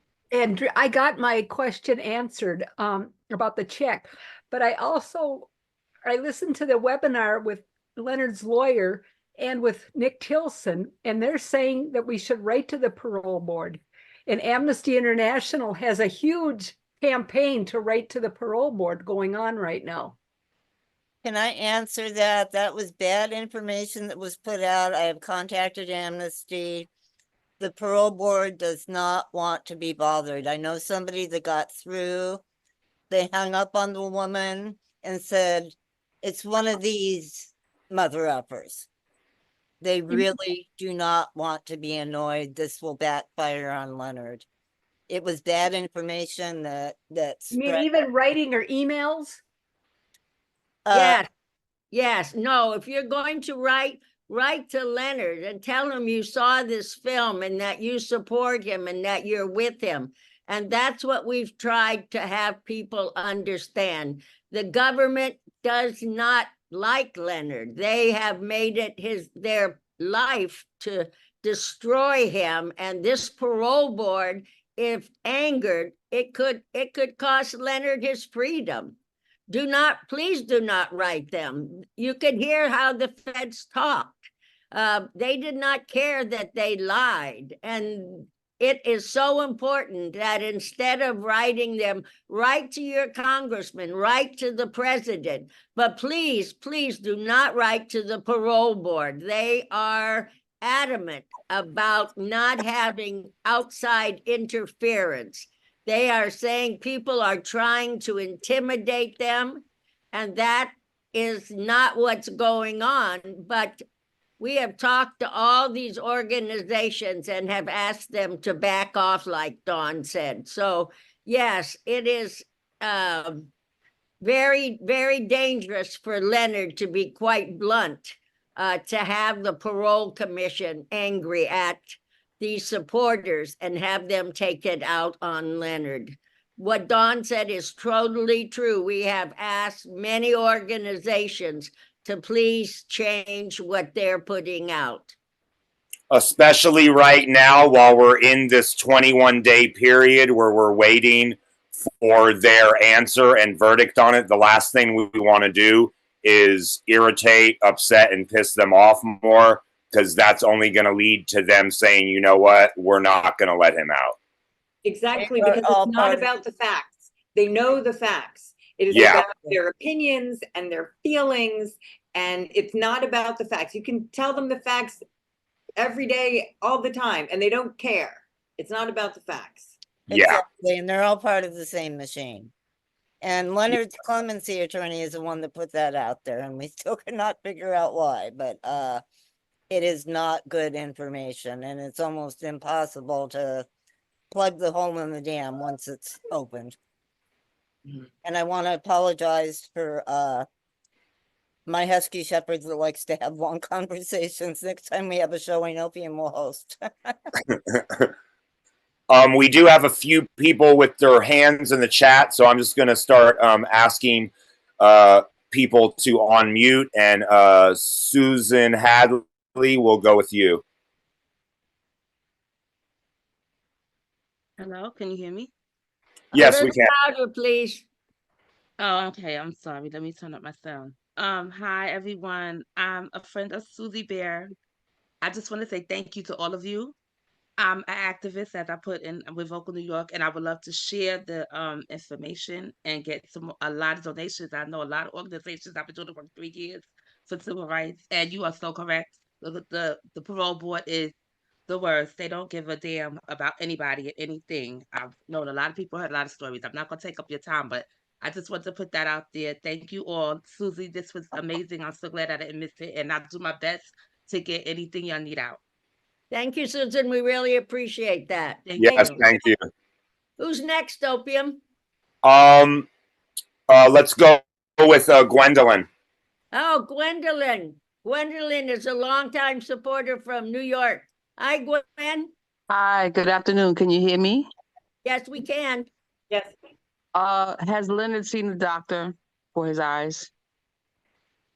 They took him out once, determined there was damage, and gave him an appointment sometime in late July, at which point damage could be permanent. His lead counsel, Jennifer Jones, has gotten an outside doctor in there 3 times.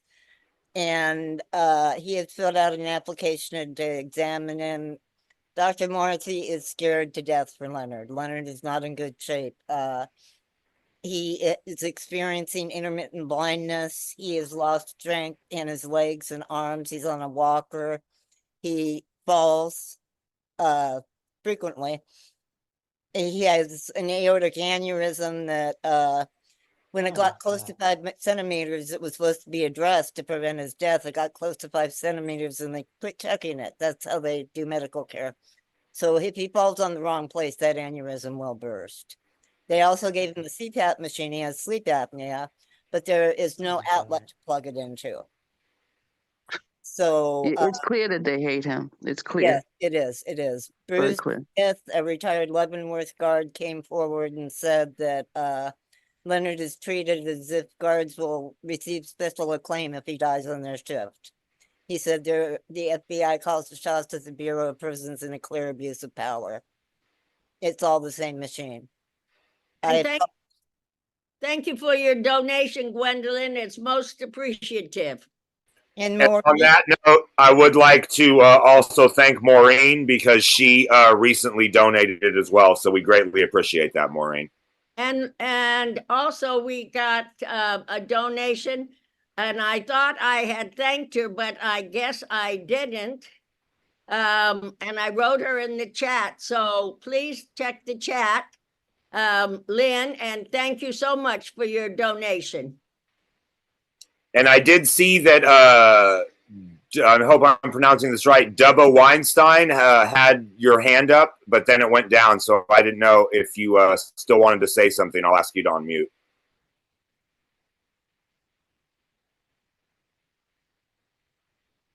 Oh, this is heart-wrenching. This is just heart-wrenching. Duba, can you unmute yourself, Duba?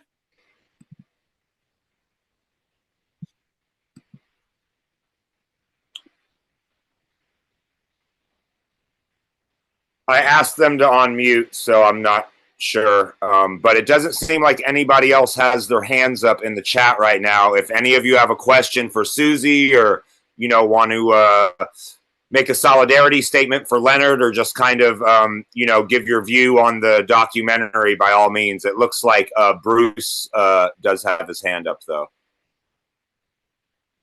I think Bruce is unmuted. I'd like to defer to anybody else who really wants to talk because I have spoken once already. I want to offer my gratitude. I just feel like, we exercise our muscles from time to time and we try to stretch and grow them, and the gratitude muscle needs a lot of help. So gratitude to all of you. I don't know that this is the proper forum for the discussion of this, but the question is, what do we do next? The only iron in the fire can't be this parole board, because though we're praying to the ancestors and doing all we can, the reality from my humble perspective is that he's likely to fail. And if that were the outcome, what would we do next? And I'm looking for guidance in that regard, particularly from our Indigenous brothers and sisters. The one thing I would say is that the presidential pardon is not completely out of the question in my mind, but I may be incorrect in that. I did have some experience, for those of you who know him, with Alan and with Mumia and the issue of potential pardon. So I'll shut up again, but I'm interested in working with you and helping in any way that I can and merging our forces. I'm complete. Thank you. Thank you. I've spoken. Do you mind if I address that Not at all, but I also have to run. It's 5 o'clock my time and I devoted Okay. 2 hours. I will listen for a couple of Thank you minutes. so but then much, I'll Bruce. run And this off. is recorded and will be Oh, on no. Love you guys. Thank you. I'm listening. We cannot discuss legal strategy, but there are other avenues. That's why we need to raise money as Leonard needs a war chest. You know who we're taking on here. You know who we're taking on. And Leonard has said that the only thing that will get him out is a mass public outcry. So the best thing you could do is spread the word. Tell somebody and ask them to tell somebody else. I was And telling Susie that I want to run around screaming our hair's on fire and everybody's taking pictures of their lunch and posting it on Twitter. But this matters. Our liberty is very much bound to Leonard's. If they can do this to him, they can do it to any of us. And just spread the word. The world needs to be watching. And if anyone can get him out, Jennifer Jones and Moira Meltzer Cohen can. They are wicked smart. Thank you. Ann Lamb, you have your hand up? Yes, I was just going to say that I see that Jennifer Jones is actually here. I don't know if she would like to say a few words or not.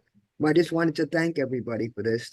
Susie, that film is so great. I mean, I've watched it many times, but we got to get that out to a whole new generation of people. Because like I'm always saying, this is like a lifetime. This is a lifetime marathon when you're doing work, for our political prisoners, especially Leonard. And I see that Jennifer put something in the chat there. So She says, thank you, committee. And Susie, just wanted to acknowledge Attorney Meltzer Cohen's brilliant oral argument during the parole. Unfortunately, Kevin Sharp did not play an active role in the development of parole. Please do not contact the parole board, and thank you for your support. Thank you, Jennifer, for all your work and for being able to get a doctor in. I can tell you, I don't know how long and often we push lawyers to try and do that. And I'm happy to say that you're the first ones that ever has listened to what people have to say, that have done this for years and followed through. So I know whatever your next move for Leonard will be, everybody will be there behind you, giving you your support. So thank you, Jennifer, and Mo, for all you've done. Jennifer Yes. and Mo are Yes. superheroes. Thank you. And Susie, you are a superhero. I mean, this was absolutely heart-wrenching in a very good way. People's hearts need wrenched. I think so People too. need Thank to you, hear. thank you so much, Dawn. I just wanted to say real quickly, when I was making this film, I had the help of several members of different Native communities. One of the people was Ingrid Washinawatak Elisa. She's from the Menominee Nation, and in the mid-90s, she was assassinated in Colombia by the FARC. And it was heartbreaking. It's heartbreaking that she's not here. But I should have initially, and I will in the future, dedicate all screenings to her because she was a beautiful, amazing person. Right, and she was instrumental along with Jean Day in working to get the Menominees to be reinstated. As Yes. Leonard said in there, the Menominees and Klamath and his reservations were supposed to be terminated. And the Menominees and the Klamath were both terminated, and then took almost 40 years to get reinstatement. So yes, Ingrid was this wonderful woman that went every year to the UN to speak for her people. She was wonderful, wonderful. Thank you. I was so happy to see her name there, Susie. I hadn't realized she had done that. Thank you. And looks like John Dolly has had his hand up for a while, so I'll ask you to unmute.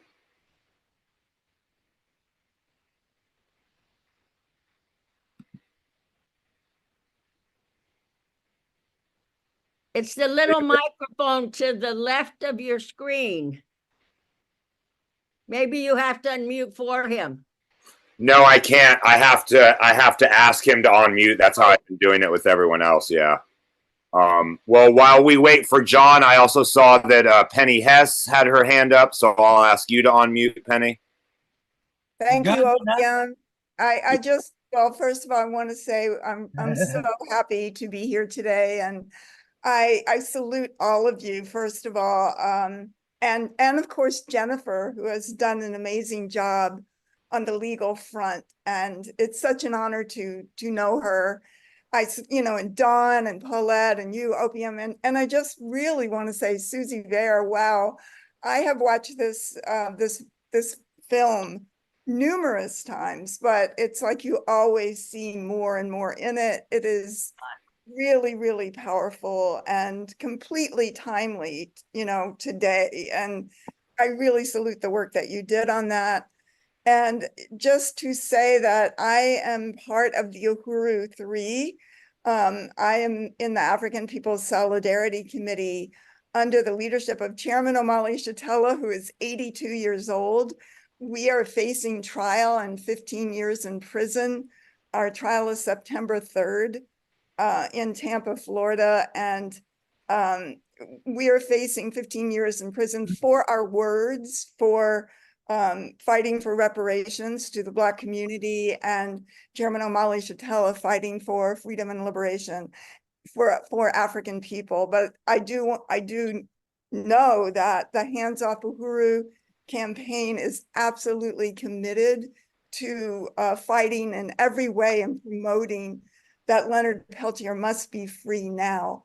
This is all part of, like the chairman said, the struggle against this vicious colonial system that comes down upon the indigenous people, steals their land, and against the African people, Black people inside the US. So I am very confident that this committee, I appreciate all of you for keeping this out there constantly, for showing the will of the people that we have to fight, we have to never stop until Leonard Peltier is free, until indigenous people are free. And just want to say, hands off the Uhuru 3, hands off Chairman Omali Shatella. We will win Uhuru. Uhuru means freedom. And thank you all for letting me speak today. Uhuru. Uhuru, Penny. Okay, can I come on now? Yes, yes. I was going to ask you to come on, John. I don't want to go into detail about our campaign, but I want to say that Leonard's case is at the forefront of all political prisoner campaigns. If he can get out, it's going to steamroll everybody else. And I just want to say that you're a dynamic quartet in bringing this film to the public. I appreciate all your work. Thank you, You're John. dynamic. Thank you. We Is that appreciate tree- it. is We that- thank you for being here. Dawn, is that tree in the background a painting or what? It's a background. It's in Thailand. They had a clear cutting problem, so the monks ordained trees. Loggers wouldn't go anywhere near a tree with a rope. I wish that All worked right. everywhere. Donna Wallach Nice has. background. Yeah, I'm asking you to unmute, Donna.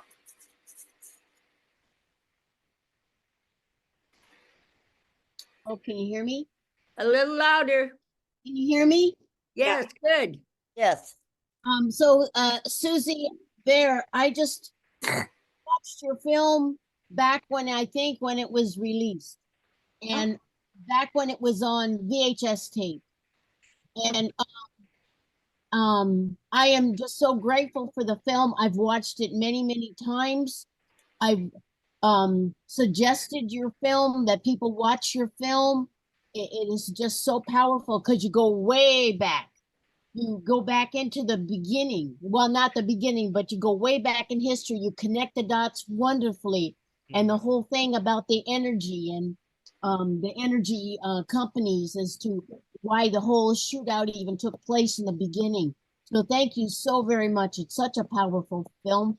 Also, from the bottom of my heart, thank you for making it available for free on YouTube, which allows so many more people to watch it. So I'm so deeply grateful for you that you have done that.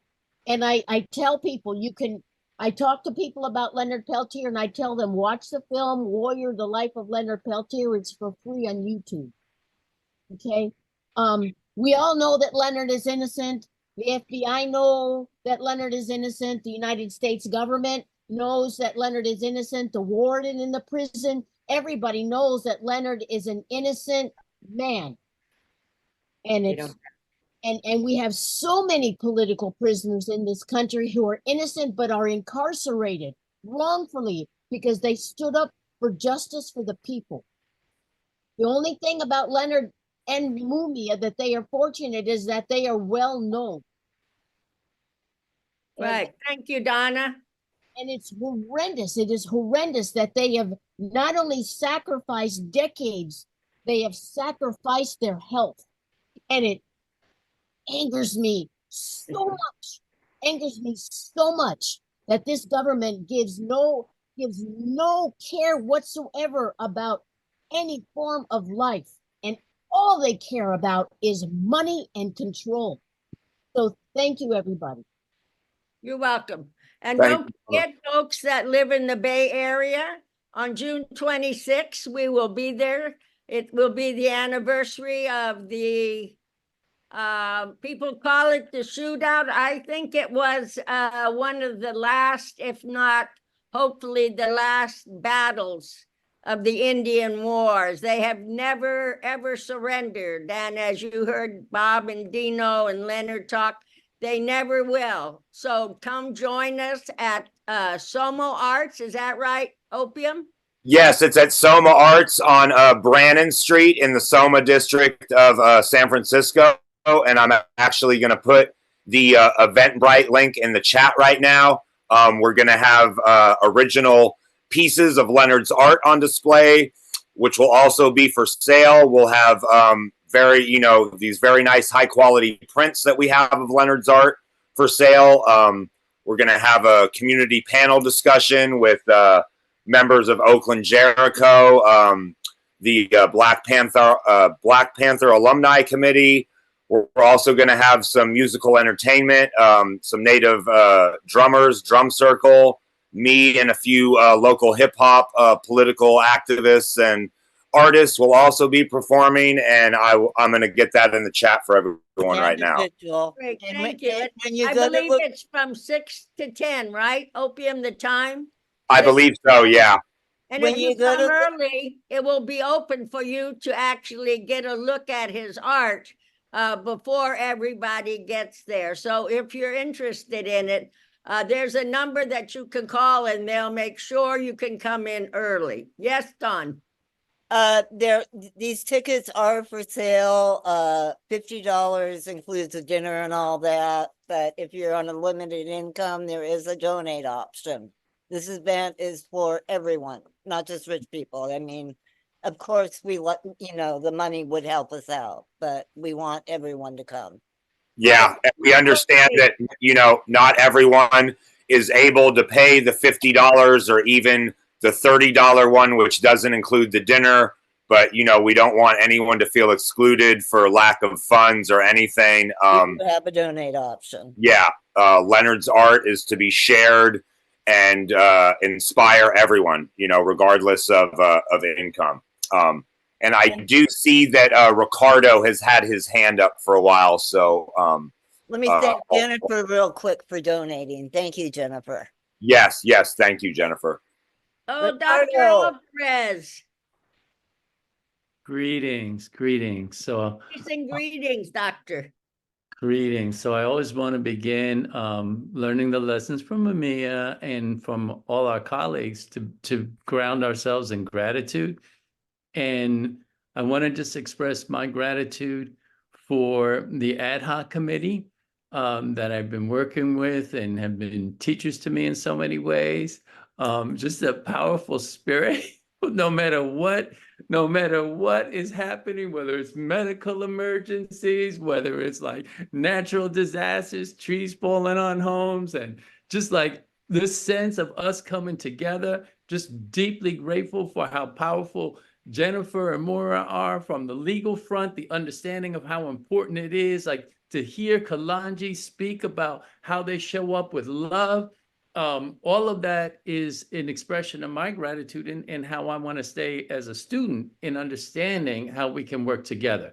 And as I speak and learn about this, and I'll be speaking to Mumia tomorrow, sending him all this loving energy, letting him know just how powerfully all of this is being mobilized and manifested. I'll be bringing that back. And one of the things I want to share with you is that as we are engaged in this struggle, we are engaging on multiple levels in examination from multiple disciplines, from the Ethics Committee through the Hastings Law Center around abolition as a foundational way of engaging from a place of healing. And I want to share and just propose this almost as if a seed for it to nurture and find its way, if it finds its way to grow, the idea that we can engage those who are elders in prisoners to speak to professional societies like the American Geriatric Society, like the American Psychiatric Society, like the American, all of those, well, the American Society of Social Workers, the Mental Health Society, as a way of speaking to them from our hearts around what we understand to be the soul wound of genocide and slavery in this nation, and how bringing Brother Leonard back is in Mumia, but not just them, all of our elder prisoners, in discussing about the spiritual portal of, as Mumia describes, the parole board being a spiritual portal of violence of the state. Our ability to invite them into those spaces and using the words of our elders and our prisoners to share that. If we can create those avenues for them to communicate directly with these those who have institutional responsibility to report elder abuse. And that's something that I just want to plant that seed and share that I do believe that's possible in a very concrete way.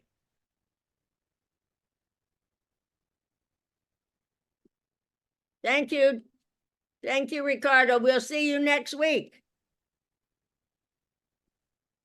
Yes, I'm looking forward to hosting. We'll talk about details around making sure you're comfortable in your stay. Okay, thank you. Yes, Donna, you're going to let us know about the one in Santa Clara? Yes, I can't unmute. You are. You're unmuted. Can hear you. Yeah, so in San Jose, Peltier Support Group Silicon Valley have been having events, annual events for Leonard for decades now, all the important events. So on the 26th of June, Wednesday, 6 p.m. to 8 p.m. at Frank Bromhall, Willow Street Park, we're having an event for Leonard. We're going to have speakers and performers coming. Dolly Robidoux will be coming and reading her own commentary. If Leonard writes a commentary, we'll have one of our members read his commentary. We'll have Miguel Vasquez and his wife Patricia singing and playing the guitar poetry that they write. We will have Edward Murillo of the San Juan Batista Mamutsun tribal band drumming and singing the honor song for Leonard Peltier. We'll have Sharat Lynn doing the dance of peace. And we'll have Salam Ajlouni, who's Palestinian American, making the ties between what happened here on this land and what's happening in Palestine. So it's going to be a very powerful event. People are invited to come. It's family friendly, wheelchair friendly. It's a potluck. So if people can, to bring something to share with others to eat and drink. Donna, can you give that address again? It wasn't real clear the first time. Frank Bromhall, Willow Street Park. Maybe put it in the chat too, Donna. In the chat, it's right off of Meridian Avenue in San Jose. Great, thank you, Donna. And I think New York, if folks in New York, I think the New York support group is looking at the following Saturday to try and have something. And if anybody else, any other groups are having them, please let us know so that we can put it on the website. Yes, Ann, did you have some more information? Yes, We are doing something on the 29th. We're just doing it on the 29th because it's a Saturday, so we get more people. We just had Freedom Hall in Harlem confirmed as our space, which is also a very nice, lovely bookstore. And very easy for everybody to come to because it's a storefront. People can walk in. We'll be doing it in the afternoon from 2 to 5 p.m. We try and get in touch with Dan Battaglia to have him come and speak, which would be great. We also have contact with a couple of people from Samidun, which does support for Palestinian political prisoners. And they will also be there to make those connections between the struggles of indigenous peoples all over the world. And if we can't get Dan, I'll see if maybe Maura can come. Oh, that would be great. Yes. Yeah, yes. Maura would be wonderful too. And we'll certainly tell people, because we probably wouldn't have time to show the film again, even though I would love to. If I'm going to tell people, make sure you go on YouTube and watch this film if you want to know more about what's happening with Leonard's case. And don't forget Lisa, our sister in Oahu, Right. lives in New Jersey. I'm sure she would come and you would have some wonderful comrades from the Huru movement there as well. Exactly. Yes, we'll definitely invite her as well. Great, thank you. Aunt Dawn? Leonard wants to encourage as many people as possible to go to Oglala for their commemoration day. I mean, that is the important one. Right, June 26th on Pine Ridge. Yes. It starts with a run or walk, a 15-mile from White Clay to the grave site where Annie Mae and Joe were buried. Usually when they arrive there, Leonard calls in and gets to talk to everybody. After the circle, then people walk over to the Jumping Bulls, which is just across the highway. And there they have speakers, and Lisa, who has raised money for school children, will have all the backpacks and t-shirts. And then around 5 o'clock, people go to the community center and have dinner. And so, yes, June 26th on Pine Ridge. It's quite wonderful. If you've never been there, there's a headstone for Joe where he was shot, and you can walk down this little hill to where the shootout ended. And see the house where Grandma and Grandpa Jumping Bull lived with the holes in it. And they shot through the windows into the pictures of her son. She was a Gold Star mother. And they shot, the FBI shot into her house much later in the day when nobody was there, just as a way of being nasty and mean and trying to assert themselves. So it's a wonderful place to walk around, put some tobacco out. And if you're there, that's during the same time, you can say a prayer for Leonard for that. He'll be able to attend one of these himself. So that's June 26th, starts at White Clay about noon, I believe, and is over after the dinner.